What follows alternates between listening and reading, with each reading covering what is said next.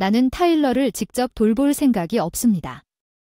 문제를 해결할 시설로 그를 보내는 것이 가장 좋습니다.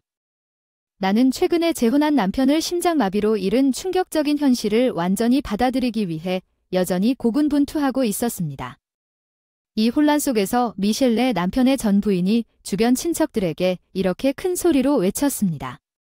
우리 결혼 생활은 한 달밖에 안 됐고 나에게 남은 건 타일러뿐이었습니다.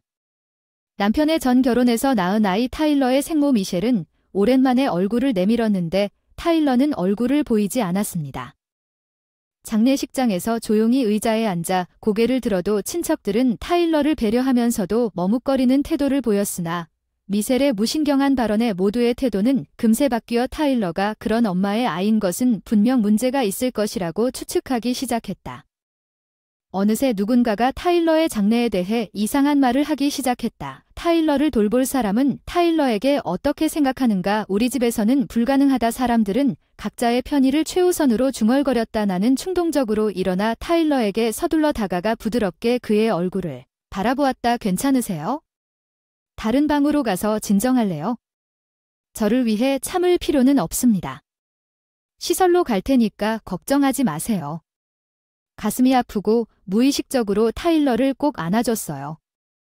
죽은 남편의 아이를 키울 생각은 옳지 않다고 큰 소리로 외치는 주위의 차가운 시선들. 내 마음속에는 분노가 치밀어 올라 타일러의 손을 꽉 잡았다. 누가 뭐라 해도 머뭇거리는 친척들을 향해 목소리를 높였다. 내가 이렇게 단호하게 선언한 대로 이 아이를 키우라. 장례식장에 있던 많은 사람들이 놀라움과 의심이 섞인 눈빛으로 나를 바라보았다. 그러자 장례식장 한 구석에 앉아있던 키 작은 남자가 목을 가다듬더니 천천히 나를 향해 걸어왔다. 바로 내가 모셨던 아버지였다. 오랜만에 본 것 같은데 정말 그 아이 혼자 키운다고 그러는 거야? 응, 그럴 거야. 샘아이 제대로 키우겠다. 이런 멍청한 짓을 하다가 옆에 조용히 서 있던 타일러 팔을 억지로 잡아 끌고 나갔다. 장례식장. 내 이름은 나탈리입니다. 대학 시절 나는 그와의 미래를 상상했습니다. 평범한 날 특별한 의미 없이 운명적인 만남을 가졌던 그 사람이 나에게 제안한 그의 말은 화려함이 부족하고 별로 낭만적이지 않았지만 그가 남긴 작은 꽃은 너무 귀엽고 마음에 깊은 인상을 남겼습니다. 근처 주차장에서 발견한 작은 별 모양의 흰 꽃을 건넸습니다. 꽃을 받았을 때 은은한 바닐라 향이 프러포즈 후 우리 둘을 무심코 웃게 만들었습니다. 당장 결혼하지 말고 시간이 좀 지나서 산부인과 의사를 혼자 방문하기로 결정했습니다. 결혼에 대해 논의할 때 에멀리가 제안한 것은 그녀의 조언 덕분에 산부인과 의사의 조용하고 깨끗한 대기실에 앉아있게 되었습니다. 옆 사무실에 앉아 모녀의 대화가 멍하니 대기실에서 시선을 사로잡았다. 20대 젊은 여성과 그녀의 어머니가 가벼운 대화를 나누는 대화를 우연히 듣게 되었는데 그 젊은 여성이 곧 결혼할 것이라는 소식을 들었다. 다음 달에는 ES 드롭을 할 생각이 없었지만 어머니의 목소리가 살짝 높아져 신부 검진을 받으러 왔다고 합니다. 저도 같은 이유로 프러포즈를 수락했지만 약간의 불안감을 느꼈습니다. 오늘 검진을 통해 밝혀지면 어떨까요? 몇 가지 문제들. 쾌활한 모녀의 모습을 지켜보며 그에게 어떻게 설명할 것인가. 시험에서 문제가 발견됐는지 궁금했다. 사랑하는 사람과 결혼해 주실 수 있겠는가. 상담 후 창문으로 들어오는 따스한 햇빛으로 대기실이 밝아지는 모습을 지켜보았다. 엄마와 딸은 웃으며 떠나고 내 차례가 되자 약속을 마치고 밖으로 나갔더니 이전에는 맑았던 하늘이 먹구름으로 바뀌어 몇 주 후에 비가 올 것이라는 암시를 주었다. 검진 결과를 받았다. 이 발견을 받아들이는데 어려움이 있었기 때문에 그와의 관계가 끝났습니다.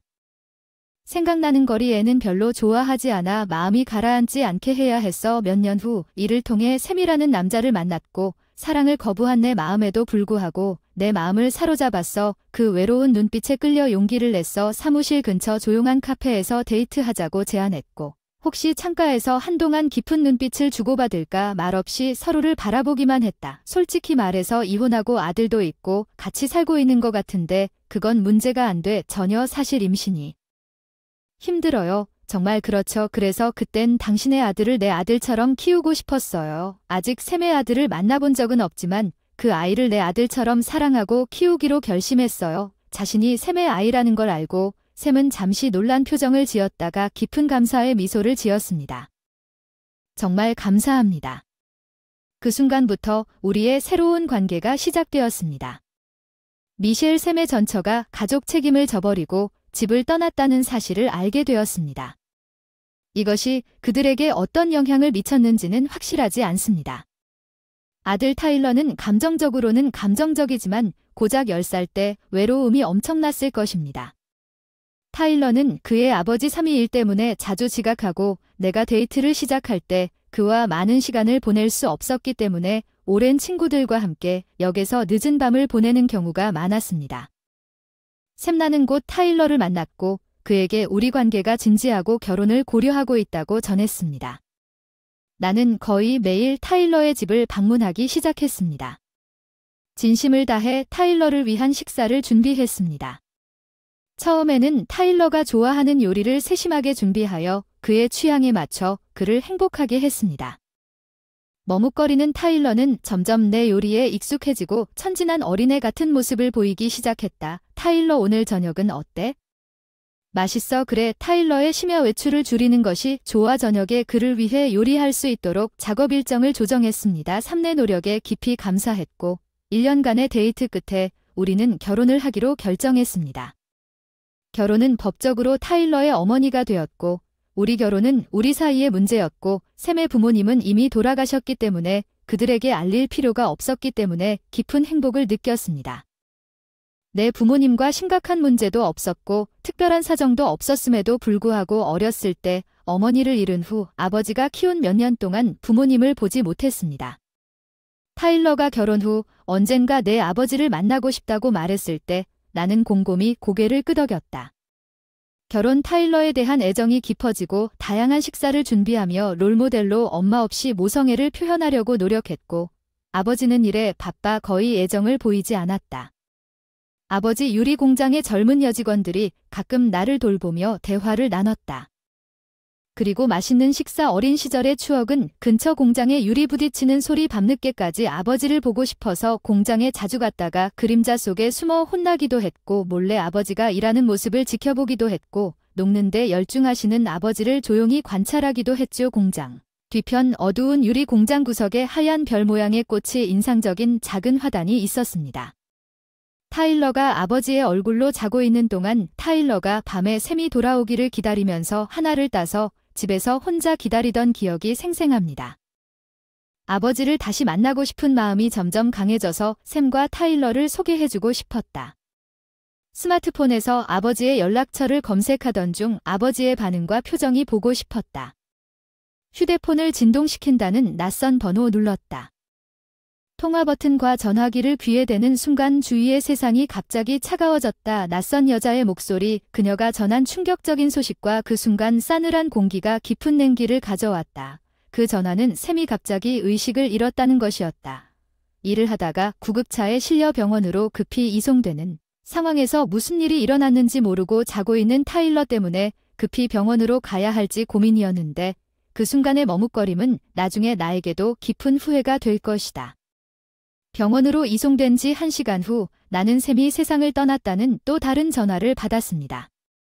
나중에 의사들은 심장마비가 원인이라고 설명했지만 그 당시 그의 죽음의 구체적인 내용은 나에게 별로 중요하지 않았습니다. 샘의 죽음에 대한 이유보다는 샘의 죽음에도 불구하고 타일러와 내가 어떻게 그 없이 살아갈 수 있었는지 눈물을 흘릴 수 없었다. 별 생각 없이도 모든 것이 너무 갑작스럽고 비현실적으로 느껴졌다. 나는 샘이 마련한 장례식장에서 회의에 참석했다.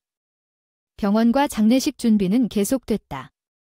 그녀는 친척들이 설명하려고 하는 상속 재산에 대해 끈질기게 묻는 것 같았지만 제가 듣기로는 그런 건 없다고 하는 와중에 누군가 타일러의 미래에 대해 의문을 품고 있는 것 같았어요. 미셸이 장례식장에서 소리쳤어요. 타일러를 데려갈 생각은 없어요. 그냥 다른 시설로 보낸 것만으로도 충분해요. 지금은 너무 상처받았어요. 그런 짓은 그만둬 주실 수 있나요? 경솔한 말. 당신은 샘의 새 아내군요. 결혼한 직후에 그가 죽었다고 들었습니다. 이 상황에서 당신은 어떻게 하시겠습니까? 당신은 타일러와 혈연 관계도 없고 저처럼 한 달 만에 부모의 유대를 쌓는 것은 불가능합니다. 조용히 노려보는 미셸은 비꼬는 미소를 지으며 어깨를 으쓱했다. 아직 어리다는 걸 후회하지 않을 선택을 하는 게 낫겠지? 그녀는 그 말을 남기고 오랜만에 생모가 나타났는데도 장례식장에서 사라졌다. 타일러는 키우지 않았다.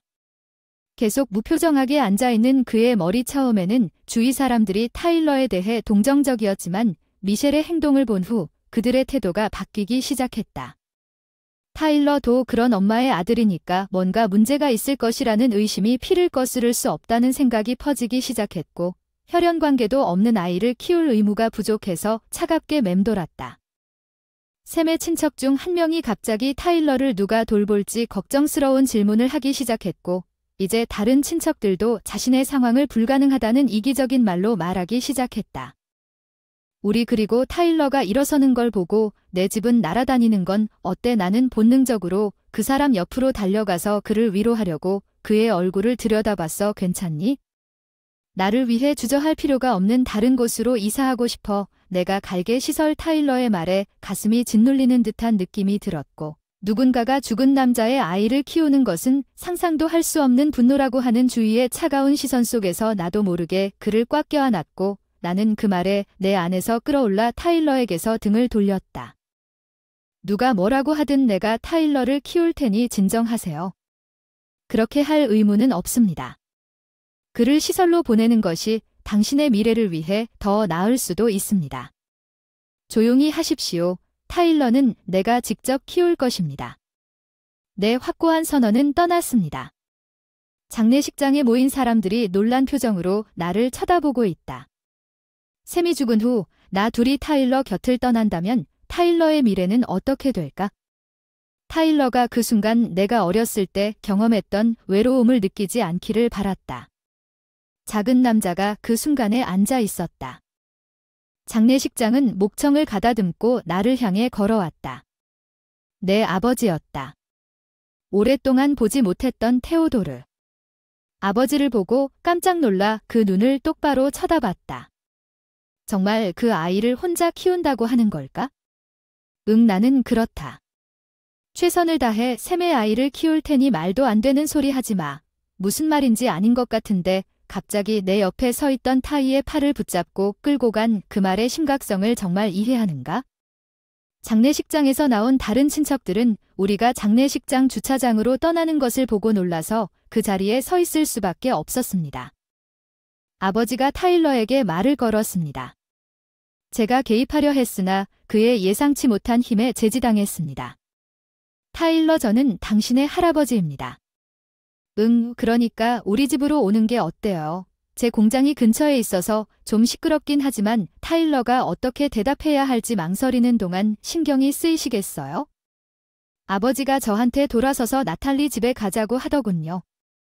그의 말은 여자 혼자는 힘들 거라는 뜻을 암시했습니다.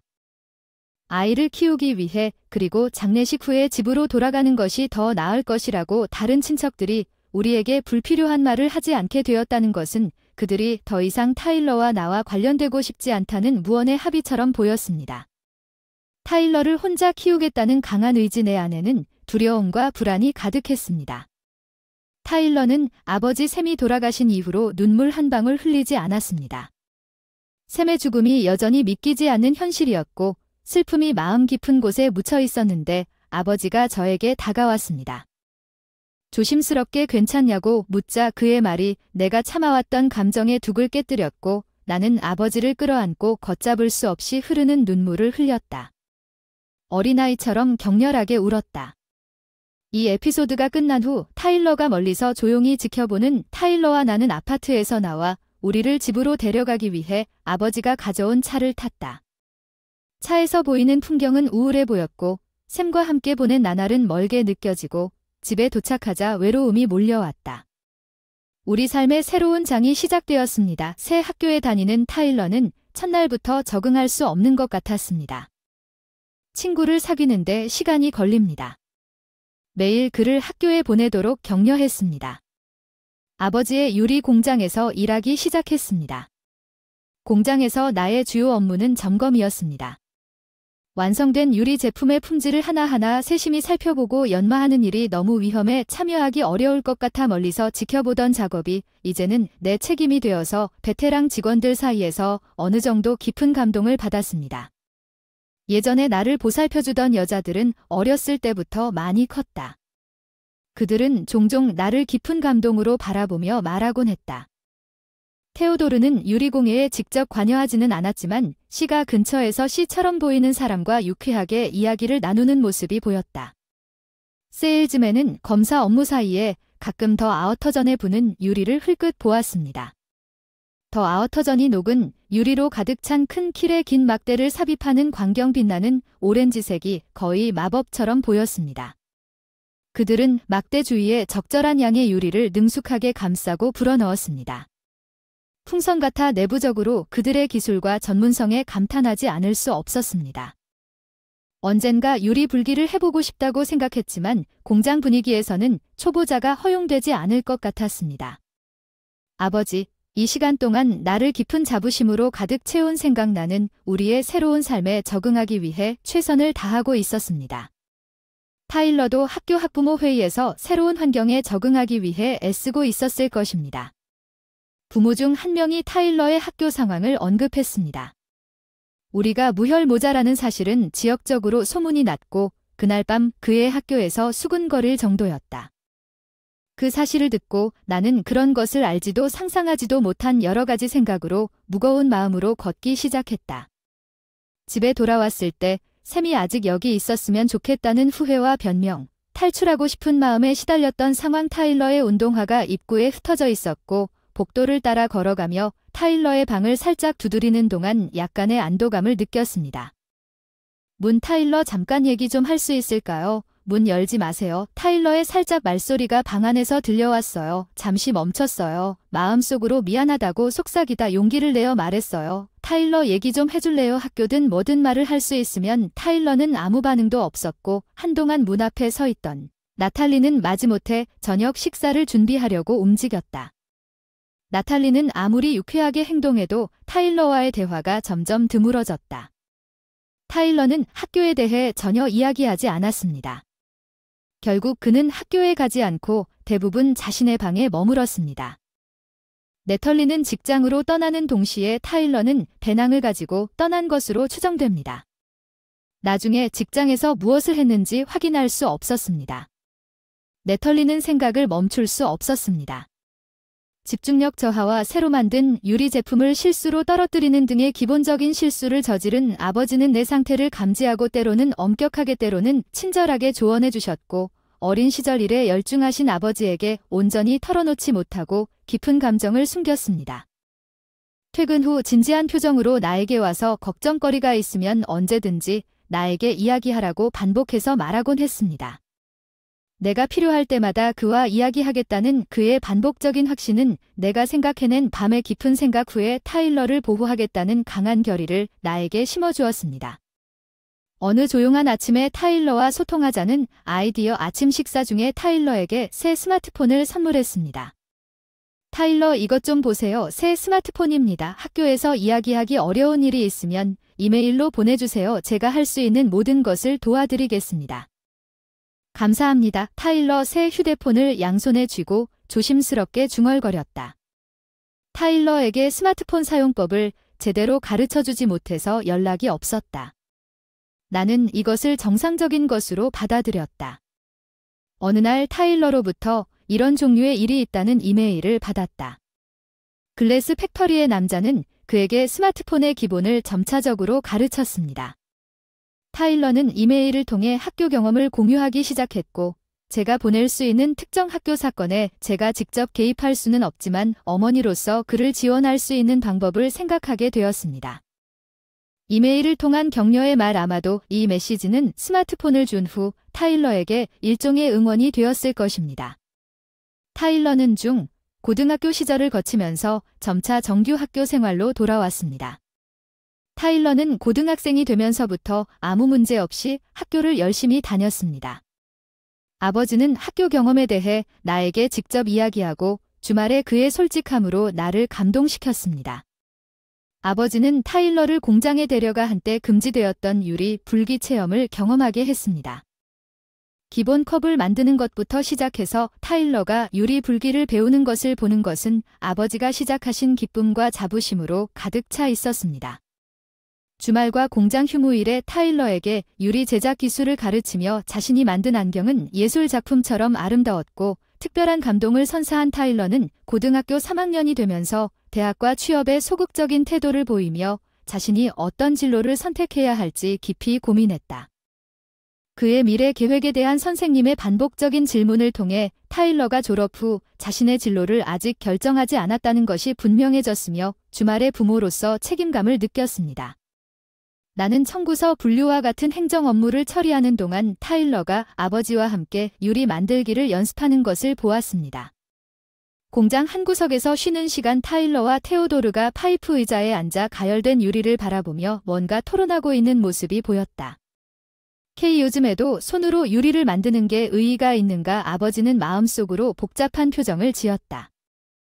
타일러의 질문에 대한 대답으로 생각했지만 성인이 된 타일러의 눈에 장인 테오도르가 어떻게 나타났는지는 알 수 없었지만 타일러의 말은 무게가 있었고 테오도르는 그 말을 진지하게 받아들였다.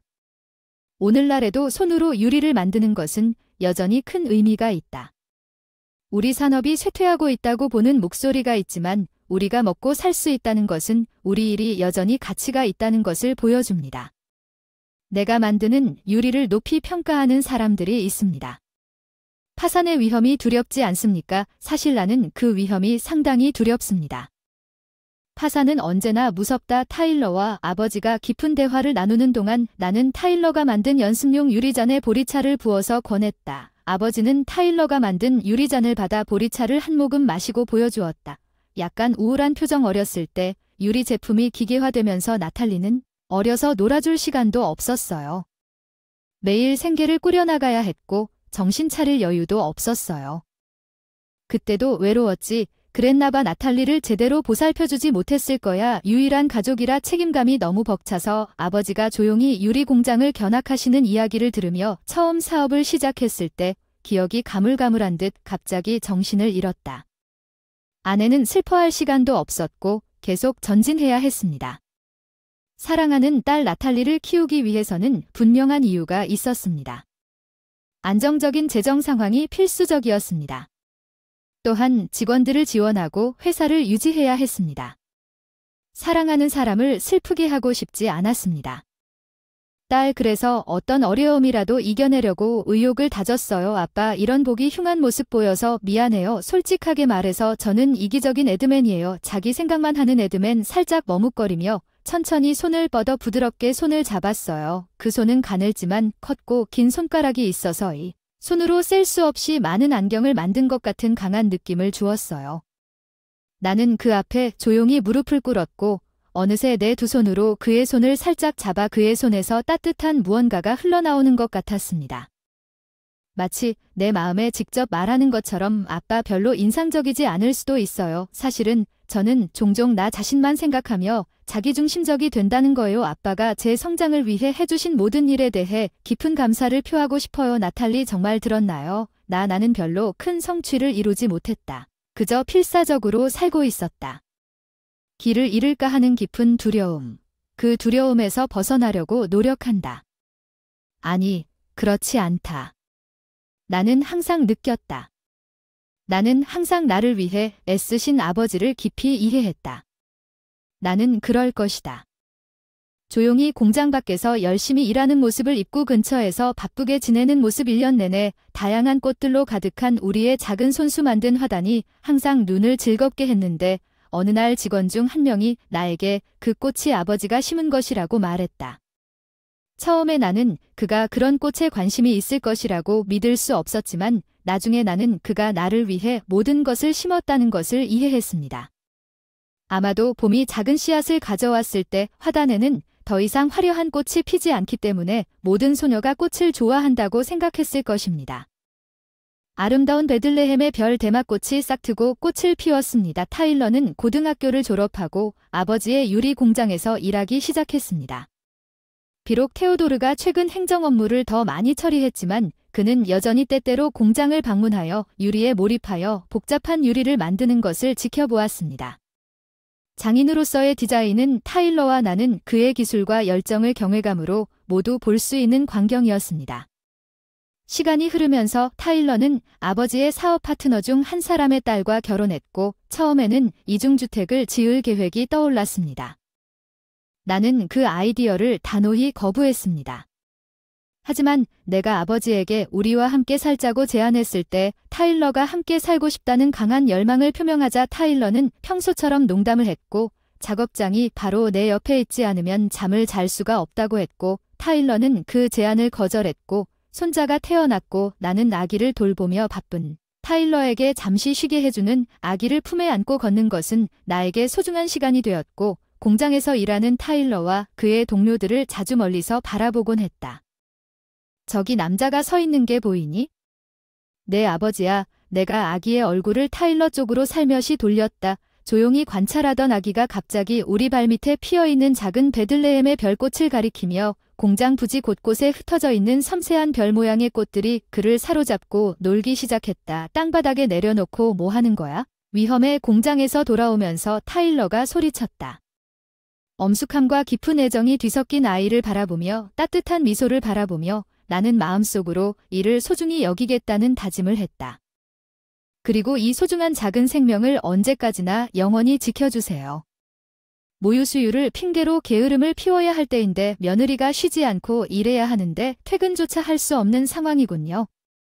방에서 나는 3개월 된 딸을 안고 일에 온 힘을 쏟고 있었는데도 시어머니 멜리사가 거칠게 소리를 지르며 나를 밀어냈다. 너무 갑작스러워 무슨 일이 일어나고 있는지 이해할 수 없었다. 울고 있는 배고픈 딸에게 밥을 주기 위해 다른 방으로 이사하는 것은 정말 비난받을 일이었습니다. 딸의 울음 속에서 멜리사가 의기양양한 표정으로 방을 나가기 시작했는데 갑자기 누군가가 나를 도와주러 왔어요. 당신은 그녀의 며느리라고 부르지만 내 처남빌은 멜리사와 나 사이의 대화를 조용히 지켜보고 있었다고 말했고 나에 대한 그녀의 잔인한 행동을 더 이상 참을 수 없었습니다. 그는 마침내 들어섰습니다. 멜리사는 이 문제에서 자신의 입지를 잃고 가족과 멀어진 것에 놀란 표정을 지었습니다. 한때 누렸던 자유로운 삶이 가장 가까운 사람의 개입으로 갑작스럽게 끝났습니다. 제 이름은 수잔입니다. 사랑하는 마크와 결혼한 지 3년이 지나 둘도 없는 딸 몰리를 낳았습니다. 현재 출산 휴가 중입니다. 3개월이 된 몰리는 항상 밝은 미소를 지으며 다양한 생기발랄한 표정을 짓고 있다. 수년간 일한 사람으로서 이 아이 중심의 삶은 상쾌하고 만족스럽다. 내 손가락을 꼭 쥐고 있는 그녀의 작은 손을 느끼면서 나는 그녀를 지켜내겠다는 굳은 결심을 새롭게 한다.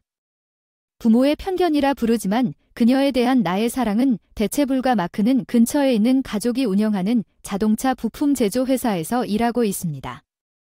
마크는 아버지의 작은 작업장으로 시작했지만 7년 전에 아버지가 돌아가셨지만 그의 끊임없는 노력으로 크게 성장했습니다. 이제 그의 형 빌은 내 것이 마크를 이어가며 회사를 운영하고 있습니다. 나는 집에 있고 말리는 여전히 깨어있지만 그는 항상 우리 딸에게 달려갑니다. 말리와 함께 퇴근하면 일상의 피로를 풀고 그녀는 두 사람 모두에게 엄청난 사랑을 받으며 자라고 있습니다. 우리 마크는 주말의 가사와 육가에 적극적으로 참여하고 나의 최종 직장 복귀를 지원합니다. 우리는 서로 부양하며 행복하게 사는 가족입니다. 시어머니 멜리사 직장에 복귀하면 몰리가 불쌍하고 그녀를 낯선 사람에게 맡기고 아내는 재택근무를 우선시해야 합니다. 마업과 돈을 충분히 벌지 못하는 것처럼 보입니다. 그녀는 방문하는 동안 계속해서 나에 대해 불만과 빈정거림을 표현하면서 자주 비난했습니다. 당신은 하오퍼와 다릅니다. 그녀는 집을 완벽하게 관리하며 피곤한 남편을 괴롭히지 않습니다. 칭찬받는 하퍼는 빌의 아내입니다. 주부입니다. 빌의 가족과 자주 함께 생활합니다. 멜리사는 집안일을 거의 하지 않고 경제적으로 여유롭게 생활합니다. 일을 하더라도 집을 소홀히 하지 않을 것입니다. 가능하면 집안일을 합니다. 마옥에게 도움을 요청할 수는 없나요? 그녀가 제가 직장에 복귀한 것을 이해해주기를 바라면서 논쟁했습니다. 할 수 없을 때 도움을 요청한다는 것은 무슨 뜻인가요? 당신이 원하는 것은 무엇이든 하기 때문에 제대로 일하고 싶다는 뜻입니다. 마옥을 괴롭히지 않고 모든 것을 처리해야 합니다. 나는 진지하게 일에 전념해왔고 직업인으로서 책임을 다하며 나에게 일은 사회에 공헌하는 수단이자 개인적 성장의 장이었다고 엄중하게 말했다. 내 일을 단순한 놀이로 착각하지 않았으면 좋겠다. 끔찍한 아내야, 결혼 전에 당신이 어떤 사람인지 좀 더 자세히 확인했어야 했는데 마크는 나를 노려보며 하퍼가 감정 없이 고개를 끄덕이는 것은 멜리사에게 환심을 사는데 능숙하고 항상 그녀의 호감을 샀다고 말했습니다. 항상 함께 행동했고 하퍼는 그녀를 부하처럼 따라갔고 그녀의 적응력에 감탄했습니다. 이것이 장남의 아내로 사는 방법인지 그녀는 자신의 의지가 어디에서나 영원히 멜리사의 통제하에 살겠다고 생각합니까? 계속해서 두 사람이 직장으로 복귀하고 있어서 너무 안타까워서 좌절감을 참을 수 없게 되었지만 이 문제를 누구와도 논의할 수 없었습니다. 마옥는 그의 어머니 및 형제의 가족과 좋은 관계를 갖고 있었고 제가 거의 매일 직면했던 빈정거림을 알지 못했습니다. 이 문제만으로 딸을 위해 어떻게 멜리사와 하퍼와 좋은 관계를 구축할 수 있을까요? 우리 관계를 개선하려고 노력하면 언젠가 그들도 나를 받아들일 것이라고 생각했습니다. 언젠가는 이웃마을에 있는 인기 있는 변기 트레이에 가서 물건을 구입했습니다. 최근에 가게가 문을 열었고 매우 인기가 있었던 케이크. 가게가 문을 열기도 전에 줄을 서서 기다리고 있는 시댁 식구들에게 그 케이크를 선물로 가져가려고 생각했습니다. 멜리사와 하퍼의 반응이 분명 기뻐할 것이라고 상상했습니다. 3개를 샀습니다. 케이크 한 조각을 먹고 그 집으로 향했다. 너가 오는 게 참 특이하다. 너는 평소에 얼굴을 잘 안 보여주곤 한다. 평소처럼 들어와 가혹한 말로 인사를 했다. 나는 평소에 너를 집에 초대해서 오늘 방문할 줄 알았는데 내가 대답했다. 전에도 가봤는데 왠지 오늘은 특히 긴장됐어요. 당연히 멜리사와 하퍼가 그들을 바라보며 서 있는 거실로 안내됐어요. 제가 부적절한 장소에 발을 디딘 것 같은 느낌이 들었지만 떠날 수가 없었어요. 옆 동네에 새로 생긴 가게 알아요. 항상 인기가 많아서 줄이 엄청 깁니다. 거기에서 이걸 샀어요. 가게에 케이크 종류가 너무 많아서 고르기 힘들었어요. 다 너무 유혹적이어서 상자를 건네줬어요. 케이크야, 그거 그 유명한 가게에서 먹어보고 싶었는데 하퍼가 말했지만 멜리사가 큰 소리로 방해했어요. 당신은 다음 마을까지 가지 않고 그렇게 긴 줄을 서지 않았나요? 그렇게 시간이 있었나요? 몰리를 거기 데려가지 않았나요? 그녀의 말은 내가 기대했던 반응과 반대였나요? 살짝 흔들렸습니다. 나는 대답했습니다. 나는 그녀를 데려갔지만 아침 일찍 갔기 때문에 아직 줄이 시작되지도 않았습니다. 그녀는 예의 바르게 행동했습니다. 그리고 내내 행복했어. 난 그냥 너희 둘을 기쁘게 하고 싶었을 뿐이야. 말도 안 된다고 반박했어. 내가 이렇게 단 것을 먹는다고 생각하니 나에게 건강에 해로운 음식을 먹여서 나를 아프게 하려는 거야? 그녀는 공개적으로 분노를 표현했습니다. 평소에는 왜 그렇게 화가 났습니까? 백그라운드에서 달콤한 것을 좋아합니다. 하퍼는 여가 시간이 너무 많으면 집안일을 더 많이 해야 한다고 열심히 케이크 상자를 바라보고 있었습니다. 그녀는 물론 내가 나가기 전에 집안일을 끝냈지만 더 이상 논쟁할 수 없었습니다. 상황이 악화되자 그녀의 비난은 더욱 격렬해졌습니다. 그렇게 건강에 해로운 케이크를 먹는 것은 상상할 수 없습니다. 그녀는 나에게 케이크 상자를 던진다고 선언한 다음 하퍼에게 동의를 구했습니다. 그녀는 잠시 충격을 받은 것처럼 보였지만 실제로 우리가 그런 것을 먹는 것은 상상할 수 없다고 말했습니다. 재미없는 케이크에 멜리사와 동의하면서도 계속 케이크 상자를 바라보고 내 발밑에 떨어진 그녀는 마음속으로 먹고 싶었나 봐. 정말 쓸모없는 며느리야. 아무것도 할 수 없어. 나를 기쁘게 하기 위해 멜리사가 나를 더욱 비난했습니다. 내 마음은 어떻게 하면 그녀를 행복하게 할 수 있을지 생각할 수 없어 혼란스러웠습니다. 하퍼가 아들을 낳았지만 당신은 며느리로서의 의무를 하나도 이행하지 않았습니다. 나를 비난했지만 그것은 전혀 달랐다. 나는 그녀를 위해 내 딸을 낳지 않았고 남자를 선호하는 낡은 사고방식에 충격을 받았지만 분노를 억제하고 무력감을 느끼며 그들과의 갈등을 피하기로 결정했습니다.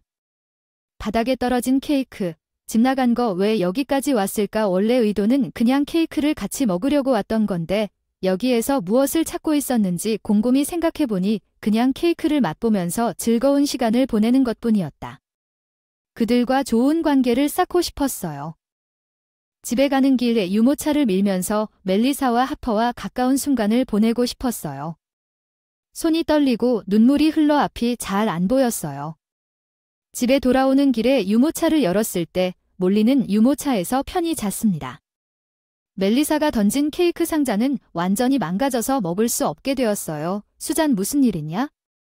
마크가 걱정되냐고 물었더니 항상 내 사소한 변화에도 민감했고 나를 부드럽게 돌봐줘서 너무 친절해서 자기가 아들이라는 게 믿기지 않았어. 하지만 나는 무슨 일이 있었는지 그에게 말할 수 없었습니다. 나는 그를 괴롭히고 싶지 않았습니다. 그것은 내가 해결해야 할 문제였습니다. 나는 몇 주 후에 우리가 데리고 오기로 한 시댁에서 홈파티가 계획되어 있다고 스스로에게 계속 말했습니다. 몰리 거실에 들어간 날 이후 처음으로 그곳을 방문했습니다. 이전에 멜리사가 고함을 쳤던 것이 기억났습니다. 제가 잊어버리려고 노력했지만 결코 잊을 수 없었던 그때 그녀가 나타났습니다. 맙서사, 너무 바빠서 거기 서 있지 말고 세트장을 도와주세요. 그녀는 인사도 없이 나에게 명령했다. 네, 알았어. 나는 말리를 마옥에게 도와주려고 마옥에게 건네려고 할 때 조금 당황해서 대답했다. 아니, 너는 말리를 안 알아. 그는 곧 도착하는 친척에게 인사하러 가야 한다. 그녀는 마옥과 마옥을 단호하게 주장했다. 멜리사는 재빨리 방을 나갔고 나는 마지못해 몰리를 아기띠에 묶고 멜리사의 지시를 따르기 시작했습니다. 잠시 후 멜리사는 다음번에 돌아왔습니다. 식사도 준비하고 도착하는 음료도 받고 그 외에 욕실도 청소해주세요. 그녀의 계속되는 요구에 연달아 지시를 내렸다. 나는 몰리를 안고 쉬지 않고 일을 했다. 나는 몰리를 안고 어려운 일을 찾았다. 나는 일의 효율성에 다리와 허리가 지쳤지만 한순간도 쉬지 않고 집안일을 계속했다. 그녀는 내내 땀을 흘리라고 지시했고 화장실 청소도 안 끝났는데 하퍼의 목소리가 나에게 닿았다. 나는 걸음을 멈추고 위를 올려다 보았다. 그녀는 거기 서서 팔짱을 끼고 위풍당당하게 나를 내려다보고 있다. 당신은 항상 너무 느리고 서투르기 때문이다. 정기적으로 집안일을 하지 않는다는 그녀는 나에게 이런 비난의 말을 던졌다. 그녀의 아들은 1학년이고 많은 관심이 필요하지 않을 것이지만 그녀는 나를 도와준 적이 없다. 그녀는 끊임없이 나에게 불만을 표명했다. 서둘러 파티가 곧 시작될 예정이고 우리를 당황하게 하지 마세요. 그녀는 말하고 방을 나갔습니다. 나는 그녀의 말에 상처를 받았지만 그녀의 요구를 곧 들어주려고 노력했습니다. 옆방에서 즐거운 웃음소리가 들렸습니다. 친척들이 모여서 즐겁게 이야기를 나누었고 일하는 동안 멜리사와 하퍼의 목소리가 들렸습니다. 혼자 땀을 흘리며 아무도 내 존재를 알아채지 못하는 것 같았고 다른 사람들로부터 거의 소외감을 느꼈습니다. 결국 파티가 시작되고 건배하는 것 같았습니다. 간신히 화장실 청소를 마치고 거실로 돌아왔습니다. 처음에는 마음이 공허했고 다른 사람들의 소리도 거의 들리지 않았습니다. 잡담 식사 시간이 되자 모든 음식이 준비되어 있어서 완전히 지쳤습니다. 멜리사가 이야기를 시작했습니다. 여러분, 우리가 준비한 풍성한 음식과 음료를 즐기세요. 마음껏 즐기세요. 그녀는 모든 준비를 스스로 마친 것처럼 말했습니다. 계속해서 그녀의 요구를 충족시켜주네요. 엄마, 당신은 수잔에게 너무 많은 일을 시키고 있어요. 수잔이 좀 도와주고 쉬게 해주세요. 그녀는 밤에 모유 수유를 하지 못한 채 잠을 자고 있어요. 마크가 그녀에게 말했어요. 나는 그의 말을 들으며 깊은 안도감을 느꼈어요. 나는 혼자가 아니었어요. 그는 이해했고 나를 응원했는데 그 말을 받아들이지 않았다. 무슨 소리야? 나도 어렸을 때 겪었던 아내의 일이니까, 밖에서 일하는 거니까 이럴 땐 집에서 열심히 일해야 한다고 반박했다. 마크, 내 삼촌이 원해. 마크가 떠날 때 마크를 돌려보내고 멜리사는 앉아서 요리를 즐기고 있었고 하퍼는 술을 마시고 친척들과 즐겁게 이야기를 나누었습니다. 나는 방 한구석에 서서 그 장면을 지켜보고 있었습니다. 나를 위해 준비된 식사는 식구가 아닌 서빙만 하는 것 같았고 물 한 모금도 마시지 못한 채 배고픔과 피로가 나를 엄습했지만 그 순간 자고 있어야 할 몰리는 공허함을 느꼈다. 시계를 보다가 조용히 갑자기 울기 시작했다. 배 고플 시간이었을 것 같다. 기저귀 도 갈아야 할 것 같았다. 나는 재빨리 그녀의 물건을 챙겨 들고 다른 방으로 가려고 할 때 지금 뭐 하고 있는 것 같니? 누가 허락했을까? 이 방을 나가려면 멋대로 행동하지 마세요. 멜리사는 화를 내며 저를 막았습니다. 마치 계속 왓치 오버 미를 유지하고 있는 것처럼 보였습니다. 몰리는 배가 고파서 가서 밥을 주어야 합니다. 땀을 많이 흘리고 있어서 변화가 필요합니다. 옷과 기저귀 정말 먹이를 핑계로 게으르다. 우리 여기 바쁘다고 차갑게 말했어. 아무것도 안 했어. 지금까지 불평 없이 지시를 따랐으니 당연히 시간을 줘야지. 스트레스와 피로로 한계에 도달한 몰리를 돌봐주세요. 나는 말을 듣지 않고 그 순간 거실을 나가려고 했습니다. 빠른 발소리와 강한 충격을 느꼈습니다. 벽에 부딪힐 뻔했습니다. 다행히 넘어지지 않았습니다. 그런데 몰리가 다칠까 봐 천천히 돌아서는데 멜리사가 화를 내며 떨고 있는 걸 봤어요. 당신은 내 말을 듣지 않습니다. 당신은 내 며느리입니다. 당신은 조용히 지시를 따라야 합니다. 그녀는 밖에서 분노했습니다. 방에는 친척들의 웃음소리와 떠들썩한 분위기가 이어졌지만 아무도 우리의 긴장된 대화를 눈치채지 못한 것 같았다. 며느리는 겸손하고 모두 곁에 있어야 한다. 그녀가 나에게 엄한 목소리로 말했다는 것을 이해하지 못하겠느냐? 나는 깜짝 놀랐다. 반박할 말을 찾을 수가 없어 무엇이 옳고 그른지 더 이상 알 수 없었습니다. 내가 원했던 것은 몰리에게 먹이를 주고 돌봐주는 것뿐이었습니다. 왜 3개월 된 내 딸이 어른들이 식사와 술을 즐기는 동안 참아야 합니까? 그 불공평함이 너무 컸어요. 친척과 고립되는 것도 개의치 않고 이 상황에서 벗어나고 싶었던 건 지쳐서 사라지고 싶었을 뿐인데 멜리사가 의기양양하게 방을 나가려고 할 때 커다란 목소리가 울려 퍼졌습니다. 활기 넘치는 방. 엄마 어디 가니? 빌이 큰 소리로 불러서 친척들의 수다가 갑자기 멈추고 며느리가 방에서 나가면 안 되냐고 다들 돌아서서 엄마는 계속 멜리사. 그녀는 놀란 표정으로 대답했습니다. 난 그냥 화장실에 갈 거예요. 당신이 만든 화장실. 몰리는 기저귀를 갈 때까지 기다리지만 당신은 화장실에 가는데 그는 냉소적으로 웃으며 엄마도 안 해라고 말했습니다. 아빠에게 당신은 신부로서 이 집에 들어왔다는 것은 당신의 입장이 수잔과 같다는 뜻이므로 방을 나가면 안 됩니다. 친척들은 멜리사와 빌 사이의 대화에 집중하며 침묵했고 왜 수잔 혼자만 그렇게 힘들게 하시나요? 다른 며느리가 있을 때 그는 멜리사와 하퍼를 향해 시선을 돌렸습니다. 왜 수잔에게만 이렇게 가혹하게 대하고 하퍼에게는 아무 말도 하지 않는 걸까요? 그것이 제가 알고 싶은 것입니다. 그가 계속하면서 친척들은 그들을 바라보며 모두 충격을 받았습니다.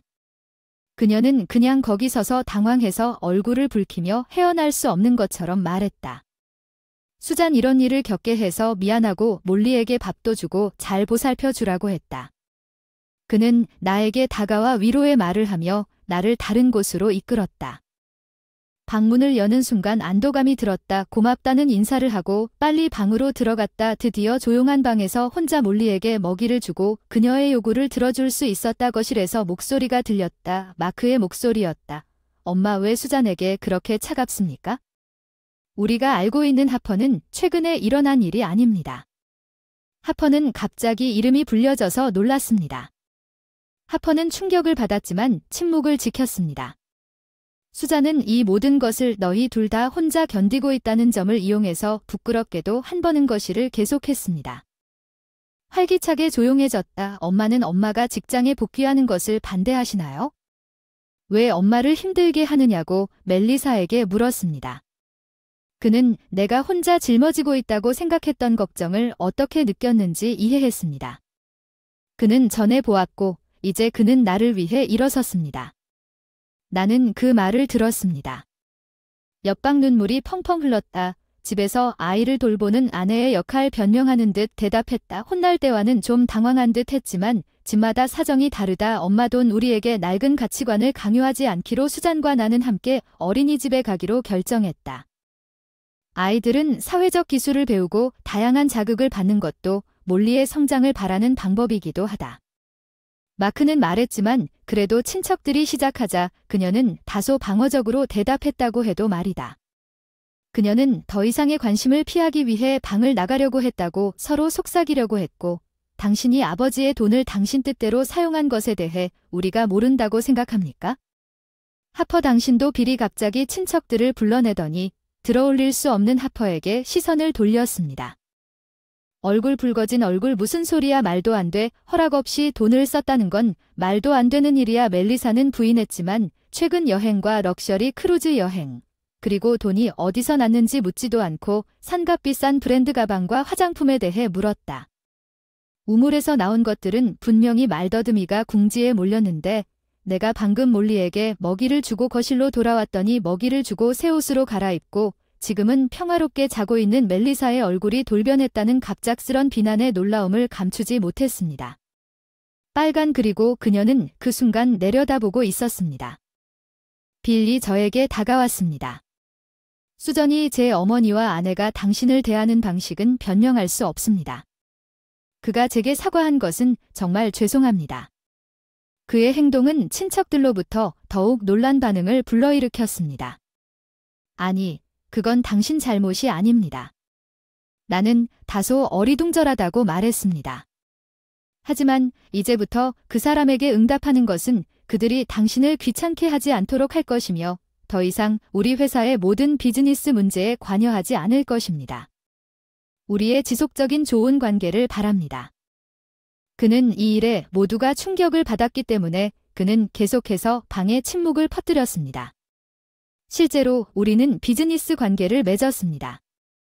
아버지는 국내 유명 자동차 제조업체의 사장이셨고 저는 그곳에서 제조개발 부서로 근무했습니다. 빌의 회사에서 생산한 부품은 내구성이 뛰어나고 우리 회사의 모든 자동차 모델에 사용되었습니다. 품질을 평가하고 그를 위해 사용하기로 결정한 우리 회사는 중요한 고객이었습니다.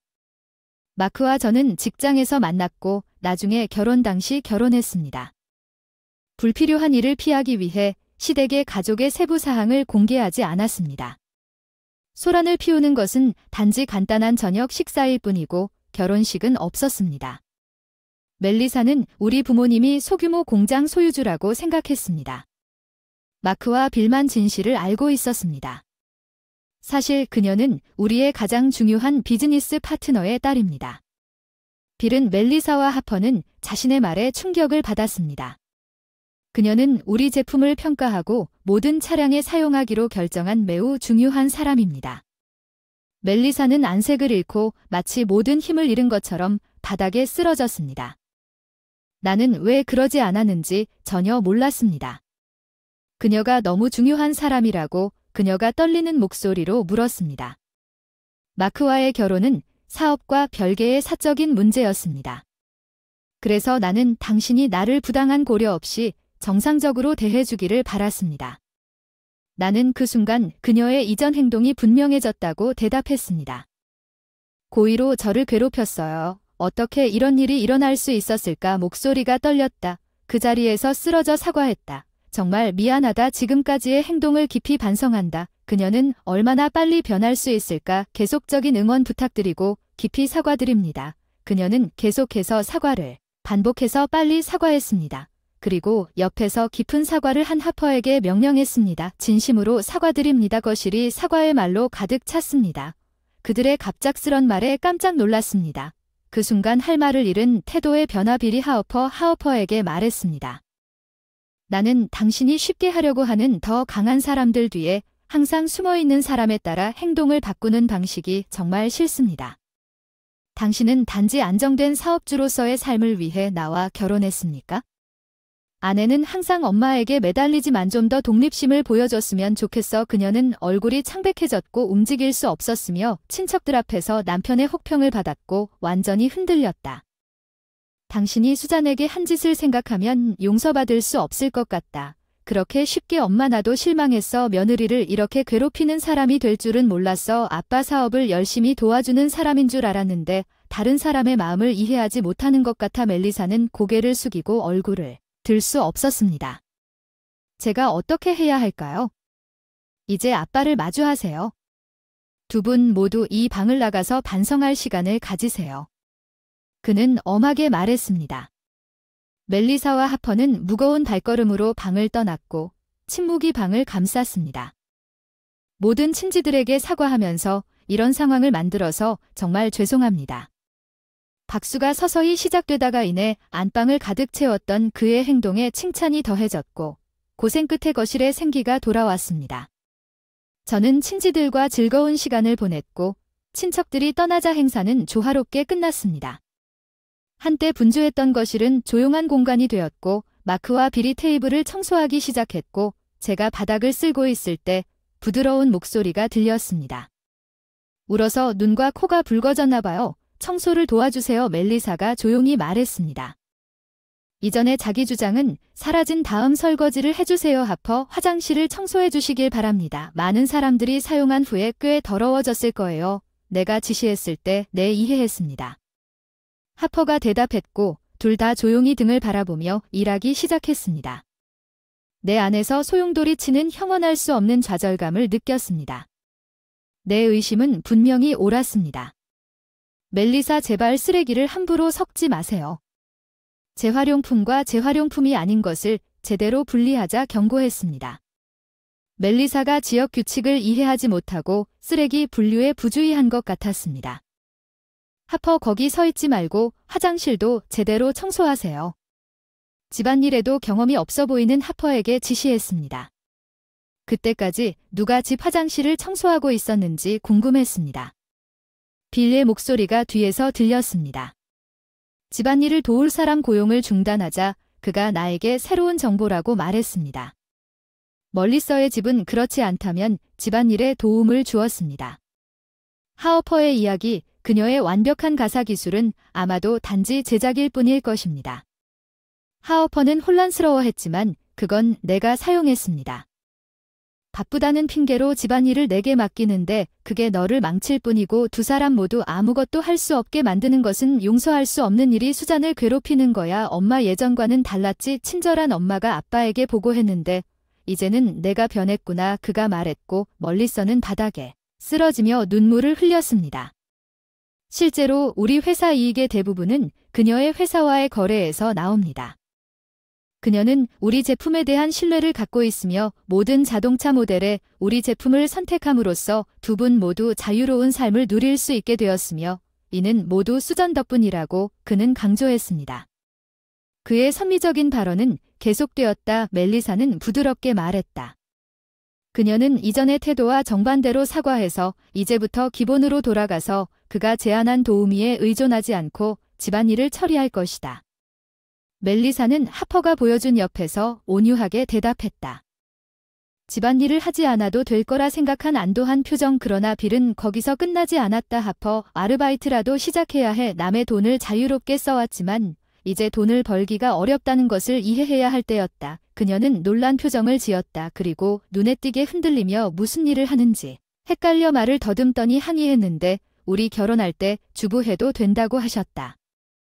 애들 어릴 땐 괜찮다고 했는데 이제 1학년인데 이제 일 시작하면 된다. 빌의 엄한 질책에 그녀는 침묵했습니다. 내 생각에 동의할 수 없다면 가족은 서로 돕고 지원해야 하며 이 집을 떠나는 것을 고려하십시오. 그는 단호하게 결론을 내렸습니다. 두 여자는 마침내 길고 무거운 하루를 그의 말에 반박할 수 없게 되었습니다. 며칠 후 다시 시댁에 방문했을 때 조용하게 끝났어요. 오, 어서 오세요. 잠시만요. 빨래를 널고 있어요. 멜리사가 정원에서 빨래를 널고 있는데 낯선 움직임이 눈에 띄네요. 오, 안 돼. 그녀는 양말을 다시 뒤집어서 자신의 실수를 알아차렸습니다. 갑자기 강한 돌풍이 불어와 그녀는 소리쳤습니다. 멜리사 꼭 가보세요. 빨래를 빨래집게로 고정한 뒤 걸도록 조언했지만 수건과 셔츠는 이미 진흙으로 덮여 있었다. 그녀는 슬프게도 빨래를 집어들었다. 나는 다시 세탁해야 한다고 그녀는 중얼거렸다. 그녀는 집안일의 비능률로 계속 괴로워하고 내 어깨와 허리가 너무 아파서. 하퍼는 밤마다 진통제를 바르고 있었다. 하퍼도 힘들어하고 있었다. 간단한 사무 아르바이트를 시작했지만 기본적인 직장 매너와 기술이 부족해서 매일 질책을 당했다. 나는 직장을 그만두고 싶다고 말했다. 매일 밤 지쳤지만 빌에게 버림받을까 봐 필사적으로 일을 계속했고 그녀의 수입은 모두 그에게 넘겨졌고 멜리사의 과거 사치는 나의 실제 상황을 알고 나서 나에 대한 태도가 극적으로 바뀌었고 이전의 모든 것을 중단했습니다. 무례하고 오히려 내 감정을 존중하기 시작했습니다. 나는 모든 일을 그들의 노력을 인정하기로 하고 시댁으로서 정상적인 관계를 재개했습니다. 특히 하퍼가 지쳤기 때문에 다음번에 방문할 때 이웃마을의 유명한 푸티스에서 케이크를 가져올 계획입니다. 그녀는 이 작은 행동에 감사할 것입니다. 내 삶도 혹독한 겨울을 이겨내고 따뜻해지고 있었습니다. 모두들 치즈 멜리사가 외쳤고 우리 가족은 정원에서 기념사진을 찍었습니다. 새로운 삶의 시작에 딱 맞는 순간이었습니다. 마크는 직장에서 승진하고 바쁘지만 쉬는 날에도 집안일과 육아에 적극적으로 참여하는 몰리는 처음에는 새로운 환경에 혼란스러워하면서 어린이집에 다니다가 곧 어린이집에서 선생님의 피아노 연주와 노래를 유쾌하게 듣는 친구들을 사귀고 즐거워했습니다. 나도 행복했다. 나도 직장에 복귀했고 마크의 이해와 지원 덕분에 일상이 보람차고 즐거웠다. 나는 현재 내 경험을 살려 자동차 사고 근절을 목표로 하는 혁신적인 자동차 디자인에 중점을 둔 주요 프로젝트를 이끌고 있다. 어머니 저는 특히 어린이의 안전을 보장하는 자동차 개발에 집중하고 있습니다. 비록 프로젝트가 아직 초기 단계이고 많은 어려움에 직면해 있지만 최첨단 안전 기술을 통해 자동차 사고로 인한 모든 어린이 사상자를 없애는 것이 목표입니다. 가족과 함께 주말을 보내는 만족감은 말리가 성장하는 것을 지켜보는 것과 바꿀 수 없는 것입니다. 들어와서 날 쓸모없다고 하다가 그게 아니란 걸 깨달았어. 야, 뭐 하는 거야? 불타는 더미로 달려가서야 내 소지품이라는 걸 깨달았어. 불타지 않은 걸 찾아봤더니 전부 다 망가졌어. 내가 제일 좋아하는 옷보석까지 내 소중한 사진이 다 없어졌는데 왜 이러는 건데 지금은 아무것도 할 수 없더라. 무릎을 꿇고 디스하고 에밀리는 그 모습에 너무 기뻐서 괜찮지 않아? 다 불타버렸으니 옷만 걸치고 나갈 수 있어. 감사해. 내가 언제 어디서 우리 관계가 잘못됐나 싶었지. 에밀리의 웃음소리에 이렇게 긴장한 건 아니었는데 계속 자책만 했어야. 에밀리가 내가 당신을 위해 내 욕망을 희생하면서 모든 일을 했으니 더 이상 신경 쓰지 않는다고 말한 순간 나는 한 번도 당신을 내 어머니라고 생각한 적이 없었습니다. 나는 그녀가 내 의붓딸이었음에도 불구하고 결코 육아를 인색하지 않았고 그녀가 아무것도 원하지 않도록 재정적으로 최선을 다하려고 노력했지만 에밀리의 얼굴을 볼 때 그녀는 나를 이렇게 대했습니다. 내 안에 어두운 감정이 일어나기 시작했습니다. 무슨 말인지 알겠어. 못 들은 에밀리에게 내가 떠난다고 말했을 때 이곳을 떠난다. 그녀는 기뻐서 손뼉을 쳤다. 나는 그녀가 나를 얼마나 경멸했는지 깨닫지 못했지만 이제는 신경 쓸 필요가 없다. 다음 날 나는 집을 떠나 어떤 복수를 염두에 두고 어딘가로 향했습니다. 제 이름은 캐런입니다. 올해 50세가 되었습니다. 제 가족에는 남편 데이비드와 그의 딸 에멀리 데이비드가 있고 저는 결혼한 지 30년이 되었습니다. 에밀리는 제 22살이고 대학 4학년입니다. 에밀리 오늘 밤 집에서 저녁 먹을 건가요?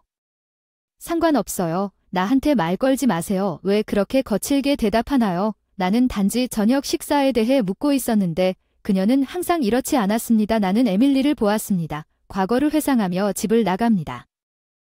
목욕하라고 거실에서 평소처럼 에밀리 방을 향해 소리쳤는데 반응이 없어 에밀리 방 문을 열려고 궁금해서 위층으로 올라가서 에밀리 방 문을 열려고 왜 허락 없이 문을 여는 건지 믿을 수가 없어서 미안 전화했어. 나가는데 넌 대답이 없어. 그냥 가. 난 상관없어. 이제 나가줄래? 에밀리는 그날부터 나한테 소리 지르고 나를 자기 방에서 쫓아냈어. 그 다음 날부터 에밀리는 나에게 명백히 반항적인 태도를 보이기 시작했어. 그리고 계속 욕설을 퍼붓고 나니 10대 사춘기라고 처음엔 생각했지만 에밀리는 나에 대한 태도가 변하지 않았어. 계속 이대로 있을 수 없어서 남편과 상의하기로 했어. 하지만 그는 그다지 걱정하지 않는 것 같았습니다.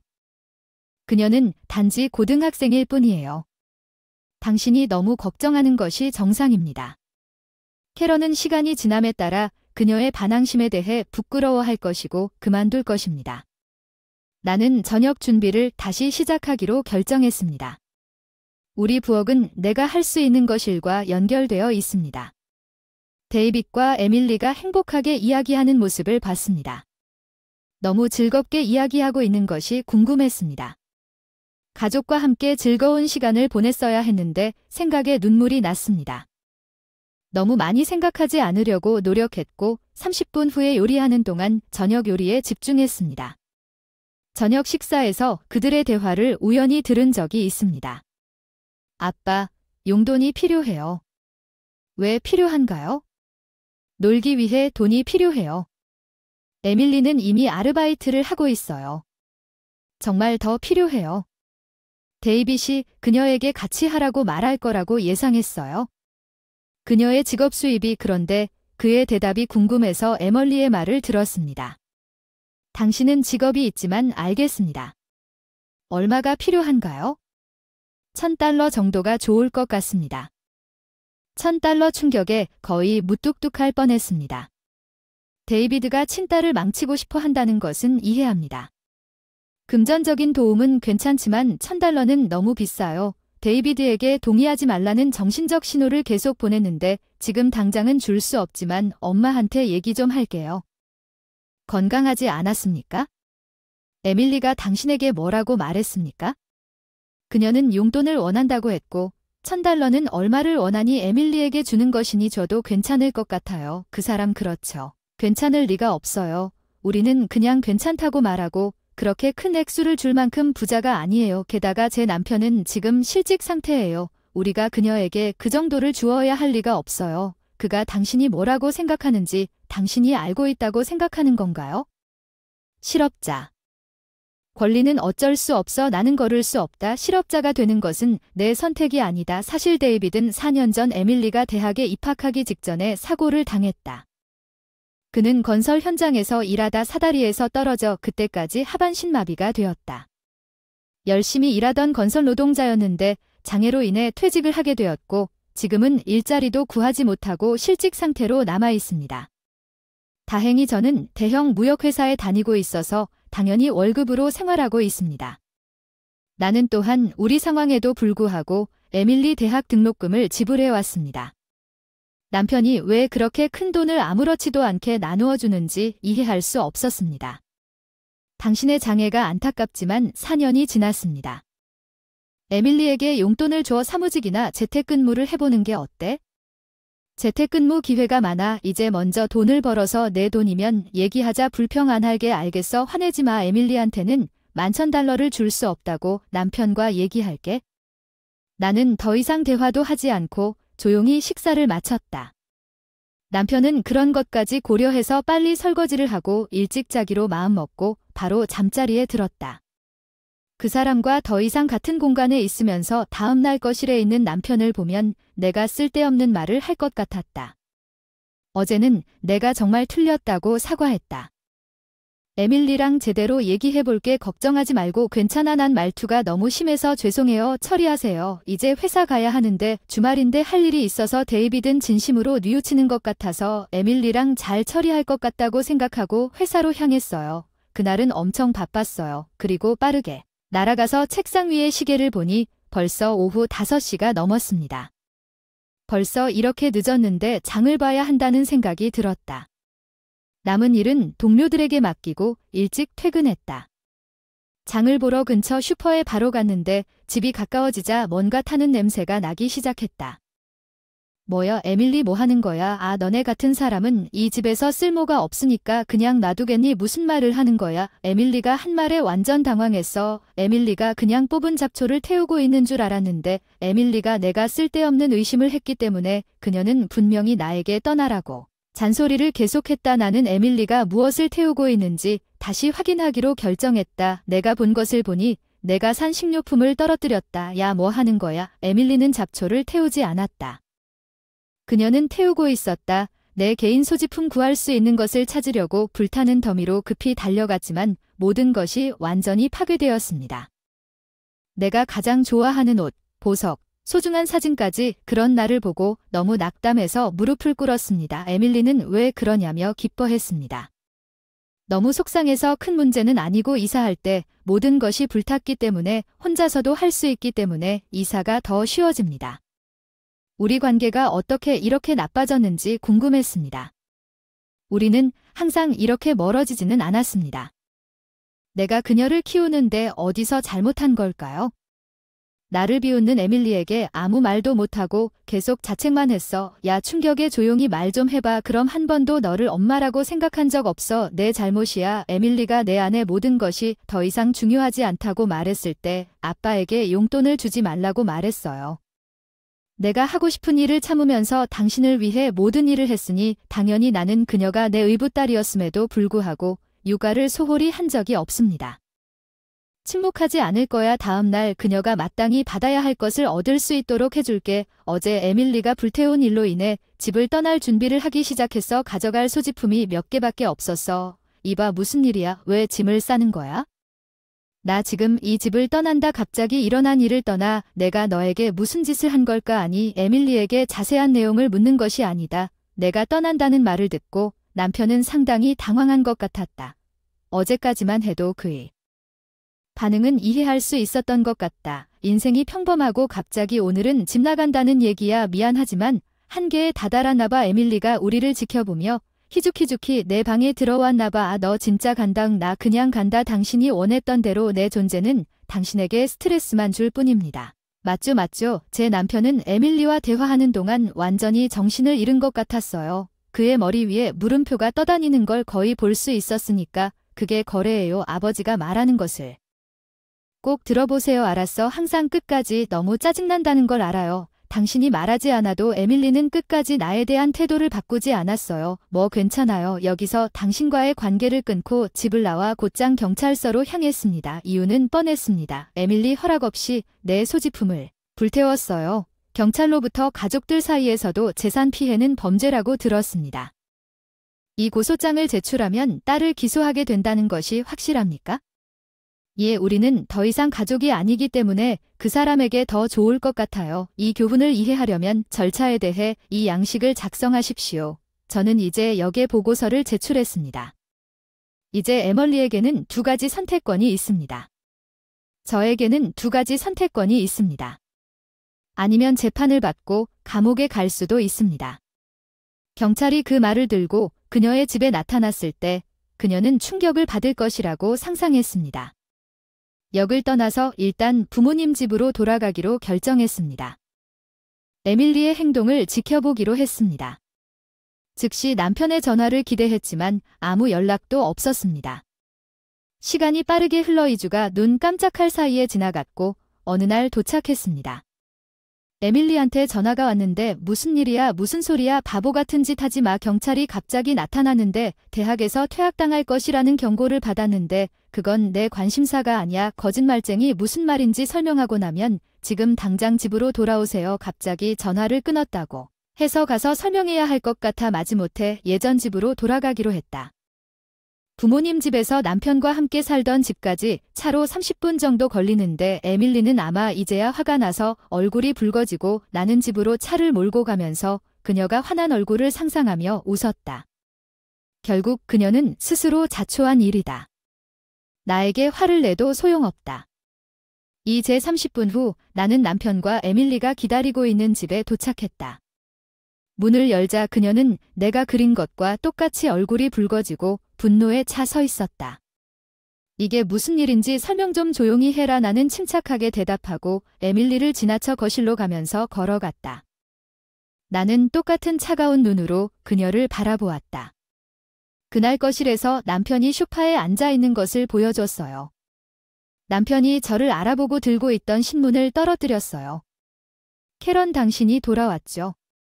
당신이 갑자기 집을 나갔을 때 걱정했어요. 미안해요. 설명할게요. 지금 우리가 이야기하고 있는 동안 에밀리는 무거운 발걸음으로 거실로 들어와 대화를 계속할 준비가 되어 거만하게 소파에 앉았습니다. 왜 경찰이 우리 집에 와야 했고 에밀리가 나에게 보여준 대학의 편지는 어떻습니까? 등록금 미납에 대한 대학의 편지. 등록금을 내지 않았기 때문에 퇴학을 당하게 되었습니다. 먼저 경찰이 귀하의 집에 왜 왔는지 설명하겠습니다. 에밀리는 당신이 무슨 짓을 했는지 정말 모르시나요? 물론 제가 왜 그랬는지 모르시나요? 경찰에서 지문을 채취해야 하는데 넌 정말 죄책감이 없구나. 내가 소지품을 태웠다고 언급했을 때 내 소지품을 불태웠니? 에밀리는 놀란 표정으로 불태웠는데 그건 단지 가족 문제일 뿐인데 왜 경찰이 연루됐나? 에밀리 당신 대학에 다니고 있지 않습니까? 거기서 무엇을 배우고 있습니까? 가족 안에서도 남의 물건을 불태우는 것은 재산상의 손해를 끼치는 범죄입니다. 그러나 가족 문제는 우리끼리 해결해야 하는 것이 일반적인 접근 방식이지만 고소장이 접수되었기 때문에 경찰은 수사를 해야 했습니다. 이 말을 듣고 에밀리는 자신이 잡히지 않을지도 모른다는 생각에 약간 안도한 듯 보였고 그녀의 태도가 바뀌었는데 왜 당신이 허세를 부리고 있었는지 이게 너무 짜증나네요. 엄마가 자기 딸을 경찰에 신고한다는 게 믿기지가 않네요. 당신은 제가 겪은 최악의 상황이에요. 당신이 나를 당신의 어머니로 본 적이 없다고 말하기 전까지는 당신을 나의 사랑하는 딸이라고 생각하십시오. 갑자기 대학 등록금에 대한 질문을 받고 혼란스러워요. 그녀는 항상 부모님에게 의존했고 등록금을 스스로 지불한 적이 없었습니다. 그것은 불가피할 수도 있지만 나는 지금 이 순간 내가 생각한 모든 것을 에멀리에게 말하기로 결정했습니다. 에멀리는 대학에 무료로 다닐 수 있다고 생각합니까? 아니, 그렇지 않습니다. 넌 항상 밖에서 놀고만 놀고 집에도 없고 학점을 벌고 있는지도 모르겠어. 그냥 나가서 놀려고 대학생이 된 거야. 그만둬. 나한테 뭘 하라고. 말하지 마. 세밀리가 내 옆에 앉은 데이빗이 자기 뺨을 세게 때렸다고 말한 순간은 내 친부모도 아니잖아. 사건의 갑작스런 사건으로 피해자와 나도 깜짝 놀라 침묵에 빠졌으니 내가 조용하다고 해서 건방지게 굴지 말아라.